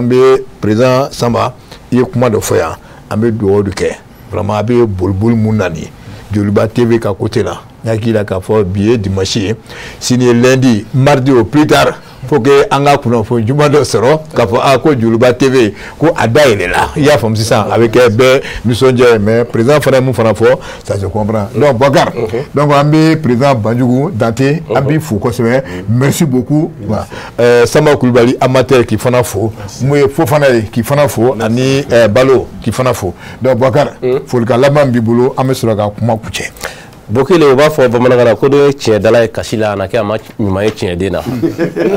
donc an bɛ foli bila an filɛbaga bɛɛ lajɛlen ma ni wagati in na maa o maa ni ale de tun bɛ k'an filɛ an b'u fo yɔrɔ suru ani yɔrɔ jan ka bɛɛ lajɛlen fo. D'accord donc ka a ka yamaruya kɔnɔ an se ka wuli tant que ni mun y'an dɛmɛ ka baara nɔgɔya an bolo donc an bɛ taa Bangoni direction na moi Chérifula direction donc on est va le ko la force tranquille moi Ousmane Sogore directeur Chérifula monsieur le directeur ambi fo ki walma don ka les ressources humaines et la direction commerciale ka bela jelen fo nambora mena Mobabuya moi responsable technique Bouya Koulibaly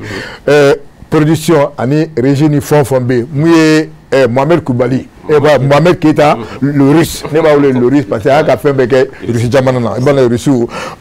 il y a fama donc il y a ka bola mais il y a fama tandis que tu es russe ça se comprend Adama S Koulibaly ka fana fo mouye OMT et para GMT Moussa Bala Traoré ka fo ka abu officiel ka le fana fo amta régie là régie mouye Chaga Koulibaly Abouaka Traoré NB qui fana fo Koche Diara qui fana fo ka Dili Bokom qui fana fo sans oublier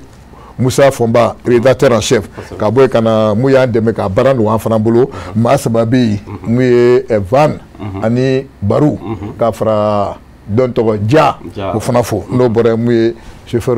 Ani gardien EBC Koulou Fanafo. Chauffeur Lamine Traoré, Serou Diallo, Ani Youssouf Diallo, gardien la Moussa Bala, Ambe Fodi Blama, Ani Chakura. Tchorabako, comme Rojo aussi. Et Babouka. Voilà.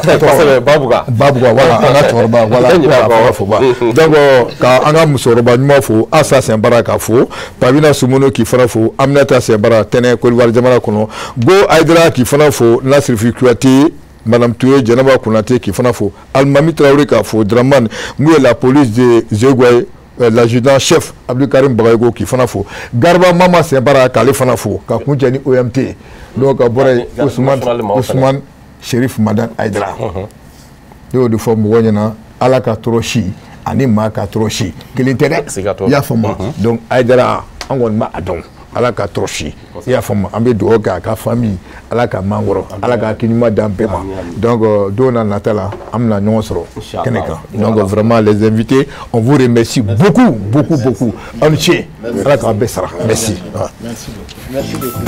beaucoup